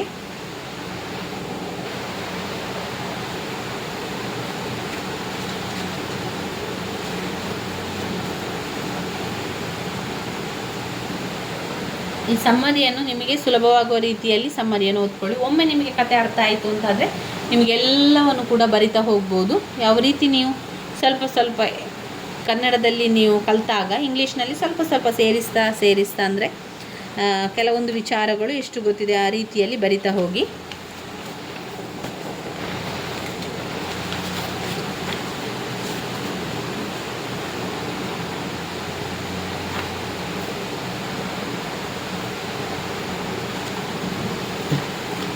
ಇವಿಷ್ಟು ನಮ್ಮ ಕಾದಂಬರಿಯಿಂದಾಯಿತು. ಆರ್ ಕೆ ನಾರಾಯಣರವರ ಗೈಡ್. ಪದ್ಯದ ಭಾಗವನ್ನು ನೋಡಿಕೊಂಡೆವು, ಪಾಠದ ಭಾಗವನ್ನು ನೋಡಿಕೊಂಡೆವು, ಹಾಗೆ ಕಾದಂಬರಿಯನ್ನು ಕೂಡ ಸಂಪೂರ್ಣವಾಗಿ ನೋಡಿಕೊಂಡಿದ್ದೇವೆ. ಇನ್ನು ಬರುವಂಥದ್ದು ಗ್ರಾಮರ್. ಗ್ರಾಮರ್ ಬಗ್ಗೆ ಹೆಚ್ಚು ಚಿಂತೆಯನ್ನು ಮಾಡಬೇಡಿ, ನಾನು ಇದೇ ವಿಡಿಯೋದಲ್ಲಿ ಎಲ್ಲವನ್ನು ಕೂಡ ಮುಗಿಸಿಬಿಡ್ತೇನೆ. ಸಾಧ್ಯ ಆದರೆ ಕೆಲವೊಂದಿಷ್ಟನ್ನು ಪ್ರತ್ಯೇಕವಾಗಿ ಕೂಡ ಮಾಡಲಿಕ್ಕೆ ಪ್ರಯತ್ನಿಸ್ತೇನೆ. ಆದಷ್ಟು ಇದರಲ್ಲಿ ಎಲ್ಲವನ್ನು ಮುಗಿಸಿಬಿಡುವ. ಇದರಲ್ಲಿ ನೀವು ಗ್ರಾಮರನ್ನು ನೋಡಿದರೆ ಎನಾನಿಮಸ್ ಮತ್ತು ಸಿನಾನಿಮಸ್ ಮತ್ತು ಎನೋಟಾನಿ ಅಂತ ಬರೆಯುವಂಥದ್ದು, ಅಂದರೆ ಅರ್ಥ ಬರೀಲಿಕ್ಕೆ ಮತ್ತು ವಿರುದ್ಧಾರ್ಥ ಪದ ಬರೀಲಿಕ್ಕೆ ಇರುವಂಥದ್ದು, ಅದು ಇಂಪಾರ್ಟೆಂಟ್ ಆಗಿರುವಂಥದ್ದು. ಅದು ನಮ್ಮ ಗ್ರಾಮರಿಗೆ ಬರ್ತದೆ ನೋಡಿ. ಸಿನಾನಿಮಸ್ ಅಂದರೆ ಅರ್ಥ ಬರೀಲಿಕ್ಕೆ, ಈಗ ಅವರು ಬ್ಯೂಟಿಫುಲ್, ಲೇಝಿ, ನೀಡ್, ಅಪಾರ್ಚುನಿಟಿ ಅಂತೆಲ್ಲ ಕೊಡ್ತಾರೆ ನೋಡಿ. ಅದಕ್ಕೆ ಸಮಾನಾರ್ಥಕ ಪದವನ್ನು ನಾವು ಬರಿಬೇಕು. ಕೆಲವೊಂದು ಜನರಲ್ ಆಗಿರುವಂಥ ಸಿನಾನಿಮಸ್ಸಿಗೆ ನೀವು ಉತ್ತರವನ್ನು ಹುಡುಕಿ ಇಟ್ಕೊಳ್ಳಿ. ಈಗ ಉದಾಹರಣೆಗೆ ಬ್ಯೂಟಿಫುಲ್, ಲೇಝಿ, ನೀಡ್, ಅಪಾರ್ಚುನಿಟಿ ಇದೆಲ್ಲ ಜನರಲ್ ಆಗಿ ಕೆಲವೊಂದು ಕೊಟ್ಟಿರುವಂಥ ಸಿನಾನಿಮಸ್. ಅದಕ್ಕೆ ಸಮಾನಾರ್ಥಕ ಪದವನ್ನು ಬರಿಬೇಕು. ಇನ್ನು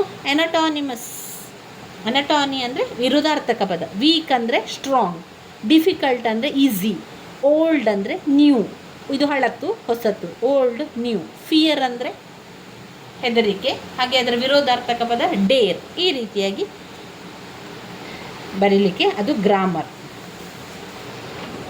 ಮತ್ತು ಇದರಲ್ಲಿ ಯೂಸ್ ಆಫ್ ಐಡಮಸ್ ಅಲ್ಲಿ ಅದು ಸ್ವಲ್ಪ ಅಂದರೆ ಅದಕ್ಕೆ ಸಂಬಂಧಪಟ್ಟಂಥ ರೀತಿಯಲ್ಲಿ ಕೆಲವು ವಿಚಾರಗಳನ್ನು ಬರೀಲಿಕ್ಕಿದೆ. ಇದಾದ ಮೇಲೆ ಒನ್ ವರ್ಡ್ ಸಬ್ಸ್ಟಿಟ್ಯೂಟ್ ನಾವು ಬಾಯಿಪಾಠ ಮಾಡಿ ಆದರೂ ಅದನ್ನು ಕಲಿತ್ಕೊಳ್ಬೇಕು. ನಾನೊಂದು 10 ಒನ್ ವರ್ಡ್ ಸಬ್ಸ್ಟಿಟ್ಯೂಟನ್ನು ಕಲಿತಿದ್ದೆ. ನಾನು ಕಲಿತಿರುವಂಥ ಒನ್ ವರ್ಡ್ ಸಬ್ಸ್ಟಿಟ್ಯೂಟ್ ಕೂಡ ಬಂದಿದೆ, ಅದನ್ನು ಬರೆದಿರುವಂಥದ್ದು. ಒಂದೆರಡು ಇಲ್ಲ ಅಂತಾದರೂ ಪರವಾಗಿಲ್ಲ, ಕೆಲವು ಗೊತ್ತಿದ್ದನ್ನು ನಮಗೆ ಬರೀಲಿಕ್ಕೆ ಸಾಧ್ಯ ಇದೆ. ಆಮೇಲೆ ಅವರು ಪ್ಯಾಸೇಜ್ ಕೊಡ್ತಾರೆ, ಆ ಪ್ಯಾಸೇಜನ್ನು ಓದ್ಕೊಳ್ಬೇಕು. ಪ್ಯಾಸೇಜನ್ನು ಓದ್ಕೊಂಡು ಅದಕ್ಕೆ ಉತ್ತರವನ್ನು ಬರೀಲಿಕ್ಕೆ ಬರ್ತದೆ. ಆಮೇಲೆ ಯಾವುದು ಕೊಡ್ತಾರೆ, ಇದರಲ್ಲಿ ನಿಮಗೆ ಪ್ರಬಂಧ ಬರೀಲಿಕ್ಕಿಲ್ಲ. ದ್ವಿತೀಯ ವರ್ಷ ಸೆಕೆಂಡ್ ಇಯರ್ ಇಂಗ್ಲೀಷ್ನಲ್ಲಿ ನಮಗೆ ಪ್ರಬಂಧ ಬರೀಲಿಕ್ಕೆ ಇರ್ತದೆ. ಆಗ ನಾವು ಜನರಲ್ ಟಾಪಿಕನ್ನು ಕಲಿತು ಹೋಗುವಂಥದ್ದು. ನಂತರ ಅವರು ಯಾವುದೇ ಪ್ರಶ್ನೆಯನ್ನು ಕೊಡಲಿ, ನಾವು ಕಲಿತಿರುವಂಥದ್ದನ್ನು ಅವರ ಪ್ರಶ್ನೆಗಳನ್ನು ಸೇರಿಸಿ ಬರೆಯುವಂಥದ್ದು ಮಾಡುವಂಥದ್ದು. ಇಲ್ಲಿ ನೋಡಿ, ಒನ್ ವರ್ಡ್ ಸಬ್ಸ್ಟಿಟ್ಯೂಟ್ ಅಂದರೆ ಏನು, ಅವರು ಈ ರೀತಿ ಕೊಡ್ತಾರೆ ನೋಡಿ. ಎ ಯಂಗ್ ಮೇಲ್ ಹಾರ್ಸ್ ಅಂತ ಕೊಡ್ತಾರೆ. ಆಗ ನಾವು ಕಾಲ್ಟ್, COLT, ಇದೊಂಥರ ಪ್ರೊನೌನ್ಸ್ ಸ್ವಲ್ಪ ಕಷ್ಟ ಇದೆ. ನಾವು ಸ್ಪೆಲ್ಲಿಂಗನ್ನು ಬಾಯಿಪಾಠ ಮಾಡಿ ಕಲಿಬೇಕು. ಯಂಗ್ ಮೇಲ್ ಹಾರ್ಸ್ ಅಂತ ಕೊಡ್ತಾರೆ, ನಾವು ಆಕೆ colt, COLT. Very attractive, bewitching, BEWITCHING. Spelling ಸರಿಯಾಗಿ ಕಲಿಬೇಕು. ಈ ರೀತಿಯಾಗಿ ಒನ್ ವರ್ಡ್ ಸಬ್ಸ್ಟಿಟ್ಯೂಟ್ ಕೊಡುವಂಥದ್ದು. ನಾವು ಒನ್ ವರ್ಡ್ ಬರಿಬೇಕು, ಅವರು ಈ ಸಾಲನ್ನು ಕೊಡ್ತಾರೆ, ನಾವು ಇದನ್ನು ಬರಿಬೇಕಾಗಿರುವಂಥದ್ದು. ಇದನ್ನು ಸ್ಪೆಲ್ಲಿಂಗ್ ಸಮೇತ ಕಲಿತು ಬರೆಯಿರಿ. ಇದು ಪ್ರೊನೌನ್ಸ್ ಹೇಳಬೇಕಾದ್ರೆ ಸ್ವಲ್ಪ ಕಷ್ಟ ಅಂತ ಅನ್ನಿಸ್ತದೆ.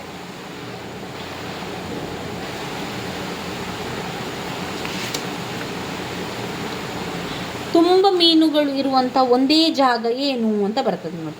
A place fish where kept it home. ಮನೆಯಲ್ಲಿ ಮೀನನ್ನು ಇಡುವಂತಹ ಜಾಗ ಅಂತ ಬಂದಾಗ ನಾವು ಅಕ್ವೇರಿಯಂ ಅಂತ ಬರೀಬೇಕು. ಈ ರೀತಿಯಾಗಿ ಅರ್ಥ ಇರುವಂಥದ್ದು. ಇದರಲ್ಲಿ ಕೂಡ ಹಾಗೆ, ಇದು ಒನ್ ವರ್ಡ್ ಉತ್ತರಗಳು, ಇದು ಪ್ರಶ್ನೆಗಳು ಬರುವಂಥದ್ದು. ಈಗ ನೋಡಿ, ಸುಲಭದನ್ನು ಆಯ್ಕೆ ಮಾಡ್ಕೊಂಡು ಹೇಳ್ತೇನೆ ನಿಮಗೆ, ಆಗ ನಿಮಗೆ ಗೊತ್ತಾಗ್ತದೆ. ಪರ್ಸನ್ ಹೂ ಈಸ್ ಅನ್ಫೆಮಿಲಿಯನ್ ಅಂದರೆ ನಮಗೆ ಗೊತ್ತೇ ಇಲ್ಲ ಆ ವ್ಯಕ್ತಿ ಯಾರವರು. ಅವರು ಯಾರು? ಸ್ಟ್ರೇಂಜರ್, ಗುರ್ತ ಇಲ್ಲದವರು ಅಂತ ನಾವು ಹೇಳ್ತೇವೆ ನೋಡಿ. ಇಂಗ್ಲೀಷ್ನಲ್ಲಿ ಸ್ಟ್ರೇಂಜರ್ ಅಂತ ಹೇಳ್ತೇವೆ. ರೂರಲ್ ಯಾವುದಕ್ಕೆ? ಒಂದು ಹಳ್ಳಿಗೆ ನಾವೇನು ಹೇಳ್ತೇವೆ? ಕಂಟ್ರಿ ಆರ್ ವಿಲೇಜ್ ಲೈಫ್ ಅಂತ ಬಂದಾಗ ಅದು ಒಂದು ರೂರಲ್ ಅಂತ ಹೇಳುವಂಥದ್ದು, ರೂರಲ್ ಏರಿಯಾ ಅಂತ ಹೇಳ್ತೇವೆ ನೋಡಿ. A child who parents are dead. ಒಂದು ಮಗುವಿಗೆ ಅಪ್ಪ ಅಮ್ಮ ಇಲ್ಲದಾಗ ಅವರನ್ನು ಆರ್ಫನ್ ಅಂತ ಕರೆಯುವಂಥದ್ದು. ನಾವು ಆರ್ಫನ್ ಅಂತ ಆನ್ಸರ್ ಬರೀಬೇಕು. ಈ ರೀತಿಯಾಗಿ ಒನ್ ವರ್ಡ್ ಸಬ್ಸ್ಟಿಟ್ಯೂವನ್ನು ನೀವು ಬಾಯ್ಪಾಠ ಮಾಡಿಯೇ ಕಲಿಬೇಕಾಗ್ತದೆ. ಇವಿಷ್ಟು ನಾವು ಗ್ರಾಮರಲ್ಲಿ ನೋಡ್ಕೊಳ್ಬೇಕಾಗಿರುವಂಥದ್ದು. ನಾನು ಮುಂದಿನ ವಿಡಿಯೋದಲ್ಲಿ ಸಾಧ್ಯ ಆದರೆ ಈ ಗ್ರಾಮರ್ಗಳನ್ನು ಕೆಲವೊಂದು ನಿಮಗೆ ನಾನು ತಿಳಿಸ್ಕೊಳ್ಳಿಕ್ಕೆ ಪ್ರಯತ್ನಿಸ್ತೇನೆ. ನಾನು ಕೂಡ ಗ್ರಾಮರನ್ನು ಅಷ್ಟಾಗಿ ಓದ್ಕೊಳ್ಳಿಲ್ಲ, ಯಾಕಂದರೆ ಗ್ರಾಮರ್ ಭಾಗ ನನಗೂ ಕೂಡ ಕಷ್ಟ ಆಗ್ತಾ ಇತ್ತು. ಆ ಕಾರಣದಿಂದಾಗಿ ನಾನು ಕೂಡ ಗ್ರಾಮರನ್ನು ಸ್ವಲ್ಪ ಮಾತ್ರ ನೋಡ್ಕೊಂಡಿರುವಂಥದ್ದು. ಒಂದು ಪ್ಯಾಸೇಜನ್ನು ಬರ್ಕೊಂಡಿದ್ದೇನೆ, ಪ್ಯಾಸೇಜ್ ಓದಿದ್ದೇನೆ. ಅಲ್ಲಿ ಓದಿ ಪ್ರಶ್ನೆ ಪತ್ರಿಕೆಯಲ್ಲಿ ಕೊಡ್ತಾರೆ ನೋಡಿ ಒಂದು ಕತೆ, ಅದಕ್ಕೆ ಅವರೇ ಪ್ರಶ್ನೆಯನ್ನು ಕೊಡ್ತಾರೆ. ಆ ಪ್ರಶ್ನೆ ಯಾವ ಸಾಲುಗಳಲ್ಲಿದೆ ಅಂತ ನೋಡಿಕೊಂಡು ಅದನ್ನು ಬರೆಯುವಂಥದ್ದು. ಆ ಪ್ರಶ್ನೆಯ ಸಾಲುಗಳಲ್ಲಿರ್ತದೆ, ಅದನ್ನೆಲ್ಲ ಉದ್ದ ಸಾಲನ್ನು ಬರೆದ್ರೆ ಆಯಿತು, ಅದು ಪ್ಯಾಸೇಜಲ್ಲಿ. ಅದಾದಮೇಲೆ ಏನು ಮಾಡ್ತಾರೆ, ಇದು ಸಿನೋನಿಮಸ್ ಮತ್ತು ಎನೋಟೋನಿ ಕೆಲವೊಂದು ನಮಗೆ ಗೊತ್ತಿರ್ತದೆ, ಕೆಲವು ಗೊತ್ತಿರೋದಿಲ್ಲ, ಯಾವುದು ಕಲಿಬೇಕು ಅಂತ ಗೊತ್ತಿರೋದಿಲ್ಲ. ಆದರೆ ಅವರು ಕೊಟ್ಟಿರುವಂಥದ್ದು ಅಂದರೆ ಟೆಕ್ಸ್ಟ್ ಬುಕ್ಕಲ್ಲಿರುವಂಥದ್ದನ್ನೇ ಅವರು ಕೊಡುವಂಥದ್ದು. ಇಲ್ಲಿ ನೋಡಿ, ಪುಟ ಸಂಖ್ಯೆ 192. ಅವರು ಅಲ್ಲಿ ಟೆಕ್ಸ್ಟ್ ಬುಕ್ಕಲ್ಲಿ ಇರುವಂಥದ್ದನ್ನೇ ಕೊಡುವಂಥದ್ದು, ಬೇರೆ ಎಲ್ಲಿಂದ ಹುಡುಕಿ ಕೊಡುವುದಲ್ಲ. ನೋಡಿ, ಇಲ್ಲಿದೆ ನೋಡಿ, ಸಿನೋನಿಮಸ್ ಮತ್ತು ಎನೋಟೋನಿ ಎರಡು ಕೊಟ್ಟಿದ್ದಾರೆ. ಇದು ಸಮಾನಾರ್ಥಕ ಪದ, ಇದು ವಿರುದ್ಧಾರ್ಥಕ ಪದ. ಒಂದು ಬ್ಯಾಡ್ ಅಂತ ಇದೆ, ಅದಕ್ಕೆ ನಾವು ಸಮಾನಾರ್ಥಕ ಪದ ಫಾಲ್ಸ್ ಅಂತ ಹಾಕುವ. ಬ್ಯಾಡಿಗೆ ಎನೋಟೋನಿ ವಿರುದ್ಧಾರ್ಥಕ ಪದ ಏನು, ಬ್ಯಾಡ್ ಅಂತ ಬಂದಾಗ ಗುಡ್ ಅಂತ, ಈ ರೀತಿಯಾಗಿ ತಗೊಳ್ಳುವಂಥದ್ದು. ಇದೆಲ್ಲದಕ್ಕೆ ಇದೆ ನೋಡಿ, ಇದರಿಂದಲೇ ಆಯ್ಕೆ ಮಾಡಿ ಕೊಡ್ತಾರೆ, ಬೇರೆಲ್ಲಿಂದ ಹುಡುಕಿ ಕೊಡುವಂಥದ್ದಲ್ಲ. ಅವರು ಟೆಕ್ಸ್ಟ್ ಬುಕ್ಕಲ್ಲಿ ಇರುವಂಥದ್ದನ್ನೇ ನಮಗೆ ಕೊಡುವಂಥದ್ದು. ಆದರೆ ನಮಗೆ ಎಲ್ಲವನ್ನು ಕೂಡ ಬಾಯ್ಪಾಠ ಮಾಡಿ ಅಥವಾ ಎಲ್ಲವನ್ನು ಓದ್ಕೊಂಡು ಆಗೋದಿಲ್ಲ. ಇಂಗ್ಲೀಷ್ ಸುಲಭ ಅಂತ ಆದವರು ಇದನ್ನೆಲ್ಲ ಓದ್ಕೊಳ್ಬೋದು, ಏನೂ ತೊಂದರೆ ಇಲ್ಲ, ಆರಾಮದಲ್ಲಿ ಎಲ್ಲವನ್ನು ಕೂಡ ನೋಡ್ಕೊಳ್ತಾ ಹೋಗ್ಬೋದು. ಆದರೆ ಯಾವಾಗ ಇಂಗ್ಲೀಷ್ ಕಷ್ಟ ಅಂತ ಆಗ್ತದೆ ಅವರಿಗೆ ಎಲ್ಲವನ್ನು ಓದ್ಕೊಳ್ಳಿಕ್ಕೆ ಸಾಧ್ಯ ಇಲ್ಲ. ನಾನು ಈ ಸಿನೋನಿಮಸ್ ಮತ್ತು ಎನೋಟೋನಿ ಎಲ್ಲವನ್ನು ಓದ್ಕೊಳ್ಳಿಲ್ಲ, ಸುಲಭವಾಗಿರುವಂಥದ್ದನ್ನೆಲ್ಲ ಓದ್ಕೊಂಡಿದ್ದೇನೆ. ಗುಡ್, ಬ್ಯಾಡ್, ಆಮೇಲೆ ಬ್ಯೂಟಿಫುಲ್, ಈ ರೀತಿಯಾಗಿರುವಂಥದ್ದು ಆಯ್ಕೆ ಮಾಡಿಕೊಂಡು ಓದಿರುವಂಥದ್ದು ಅಷ್ಟೇ. ನಾನು ಒಮ್ಮೆ ನೋಡ್ಕೊಂಡು ಹೋಗಿದ್ದೇನೆ ಅಷ್ಟೇ, ಯಾವುದಕ್ಕೆ ಯಾವುದಿದೆ ಅಂತ ಅಷ್ಟೆ. ಜಾಸ್ತಿ ನೋಡ್ಲಿಕ್ಕೆ ಹೋದರೆ ಅದು ಅವರು ಯಾವುದು ಕೊಡ್ತಾರೆ ಅಂತ ನಮಗೆ ಗೊತ್ತಿರೋದಿಲ್ಲ ಅಲ್ವಾ. ಅದಕ್ಕೋಸ್ಕರ ಸುಮ್ಮನೆ ಅದನ್ನು ಓದ್ಕೊಂಡು ಟೆನ್ಷನ್ ಮಾಡ್ಕೊಂಡು ಕೂತ್ಕೊಳ್ಬೇಕು. ಅದರ ಬದಲು ಸ್ವಲ್ಪ ನೋಡಿಕೊಂಡ್ರೆ ಸಾಕದು. ಅದಾದಮೇಲೆ ಒನ್ ವರ್ಡ್ ಸಬ್ಸ್ಟಿಟ್ಯೂಟ್ ಕೂಡ ಹಾಗೆ, ಅದರಲ್ಲಿ ನಾನು ಒಂದು 10 ಬಾಯ್ಪಾಠ ಮಾಡಿ ಕಲ್ತಿದ್ದೇನೆ. ನನಗೆ ಸುಲಭ ಅಂತ ಅನಿಸುವಂಥದ್ದನ್ನು ಬಾಯ್ಪಾಠ ಮಾಡಿ ಕಲ್ತಿದ್ದೇನೆ. ಅದರಲ್ಲಿ 2-3 ಒನ್ ವರ್ಡ್ ಬಂದಿದೆ, ಇನ್ನೆರಡು ಬರಲಿಲ್ಲ, ಅದನ್ನಷ್ಟು ಬರೆದಿದ್ದೇನೆ. ಗ್ರಾಮರಿಗೆ ಹೆಚ್ಚು ನಾನು ಚಿಂತೆ ಮಾಡಿಕೊಳ್ಳಿಲ್ಲ, ಯಾಕಂದರೆ ಗ್ರಾಮರ್ ಓದ್ಕೊಂಡ್ರೂ ಕೂಡ ಅವರು ಯಾವುದು ಕ್ವಶನ್ ಕೊಡ್ತಾರೋ, ನಾವು ಕಲ್ತಿರುವಂಥದ್ದು ಯಾವುದು ಹಾಗೆಲ್ಲ ಆಗ್ತದಲ್ವ, ಅದಕ್ಕೋಸ್ಕರ ನಾನು ಅದನ್ನೆಲ್ಲ ನೋಡಲಿಲ್ಲ. ಆಮೇಲೆ ವಾಯ್ಸ್ ಚೇಂಜ್ ಮಾಡುವಂಥದ್ದು ಅದು ಕೂಡ ಹಾಗೆ, ಅದೆಲ್ಲ ಸ್ವಲ್ಪ ನನಗೆ ಅದು ಕಷ್ಟ ಆಗ್ತಾಯಿದ್ದು, ಅದರಿಂದ ನಾನು ಓದ್ಕೊಳ್ಳಿಲ್ಲ. ಹಾಗೆ ನಿಮಗೆ ಕೂಡ ನಾನು ಅದನ್ನು ಹೇಳ್ಕೊಡೋದಿಲ್ಲ, ನಾನು ಅದನ್ನು ಕಲ್ತಿಲ್ಲ. ಆ ಕಾರಣದಿಂದಾಗಿ ನಾನು ಹೆಚ್ಚು ಇಂಪಾರ್ಟೆಂಟ್ ಕೊಟ್ಟಿರುವಂಥದ್ದು ಪೊಯೆಟ್ರಿಗೆ. ಎಲ್ಲ ಪೊಯೆಟ್ರಿಯನ್ನು ನಾನು ಸಮ್ಮರಿಯನ್ನು ಬಾಯ್ಪಾಠ ಮಾಡಿ ಕಲ್ತಿದ್ದೇನೆ. 8 ಪದ್ಯವನ್ನು ಕೂಡ ನಾನು ಬಾಯ್ಪಾಠ ಮಾಡಿ ಆ ಸಮ್ಮರಿಯನ್ನು 8 ಪದ್ಯದ ಸಾರಾಂಶವನ್ನು ಸರಿ ನಾನು ಕಲ್ತಿದ್ದೆ. ಅದಾದಮೇಲೆ ನಾನು ಪಾಠದಿಂದ ಕೂಡ ಹಾಗೆ 3 ಪಾಠವನ್ನು ಸರಿಯಾಗಿ ಕಲ್ತಿದ್ದೆ, ಅಂದರೆ 3 ಪಾಠದ ಸಮ್ಮರಿಯನ್ನು ಸರಿಯಾಗಿ ಕಲ್ತಿದ್ದೆ. ಅದಾದ ಮೇಲೆ ಗೈಡನ್ನು ಕೂಡ ಹಾಗೆ ಸರಿಯಾಗಿ ಕಲ್ತಿದ್ದೆ. ಅದರಲ್ಲಿ ಬರುವಂಥ ಪಾತ್ರಗಳನ್ನು ಹಾಗೆ ಅದರಲ್ಲಿ ಸ್ವಲ್ಪ ವಿವರಣೆಗಳನ್ನು ಕೂಡ ಕಲ್ತಿದ್ದೆ. ಆದ್ದರಿಂದ ಪರೀಕ್ಷೆ ಏನು ಕಷ್ಟ ಅಂತ ಅನ್ನಿಸಲಿಲ್ಲ. ಎಲ್ಲವನ್ನು ಕೂಡ ನಾನು ಸಮ್ಮರಿಯನ್ನೇ ಬರೆದು ಬಂದಿರುವಂಥದ್ದು. ಪದ್ಯದಿಂದ ಟಿಪ್ಪಣಿ ಎನೋಟೇಟ್ ಬರಲಿಕ್ಕೆ ಬಂದು ಕೂಡ ನಾನು ಸಮ್ಮರಿಯನ್ನೇ ಬರೆದಿರುವಂಥದ್ದು, ಪ್ರಶ್ನೋತ್ತರಕ್ಕೂ ಕೂಡ ಸಮ್ಮರಿಯನ್ನೇ ಬರೆದಿರುವಂಥದ್ದು. ಆದ್ದರಿಂದ ನೀವು ಅದನ್ನೇ ಓದಿ ಆ ರೀತಿಯಾಗಿ ಬರ್ಕೊಳ್ಳಿ ಸ್ನೇಹಿತರೆ. ನನ್ನ ವೀಡಿಯೋಸಲ್ಲಿ ನಿಮಗೆ ಇಷ್ಟ ಆಗ್ತಾ ಇದ್ದರೆ ಲೈಕ್ ಕೊಡಿ, ಶೇರ್ ಮಾಡಿ, ಸಬ್ಸ್ಕ್ರೈಬ್ ಮಾಡಲಿಕ್ಕೆ ಮರಿಬೇಡಿ. ನಿಮಗೆ ಈ ಒಂದು ಪಾಠಗಳೆಲ್ಲ ನಿಮಗೆ ಒಂದು ಸಹಾಯ ಆಗ್ತಾ ಇದೆ ಅಂತಾದರೆ ಖಂಡಿತವಾಗಿ ಓದ್ಕೊಳ್ಳಿ. ಇಲ್ಲ ಅಂತಾದರೆ ನಿಮಗಿದು ಸಹಾಯ ಆಗ್ತಾ ಇಲ್ಲ, ನಿಮಗಿದು ಅರ್ಥ ಆಗ್ತಾ ಇಲ್ಲ ಅಂತಾದರೆ ನೀವು ಬೇರೆ ವಿಡಿಯೋಗಳನ್ನು ಓದ್ಕೊಳ್ಬೋದು. ಇದನ್ನು ನೋಡೋದು ಬೇಡ. ಯಾರಿಗೆಲ್ಲ ಕಷ್ಟ ಅಂತ ಆಗ್ತದೆ ಅಥವಾ ಯಾರಿಗೆ ಇದು ಸುಲಭ ಅಂತ ಆಗ್ತದೆ ಇದನ್ನು ಓದ್ಕೊಳ್ಳಿ. ಎಲ್ರಿಗೂ ಕೂಡ ಪರೀಕ್ಷೆಗೆ ಒಳ್ಳೆಯದಾಗಲಿ. ಧನ್ಯವಾದಗಳು.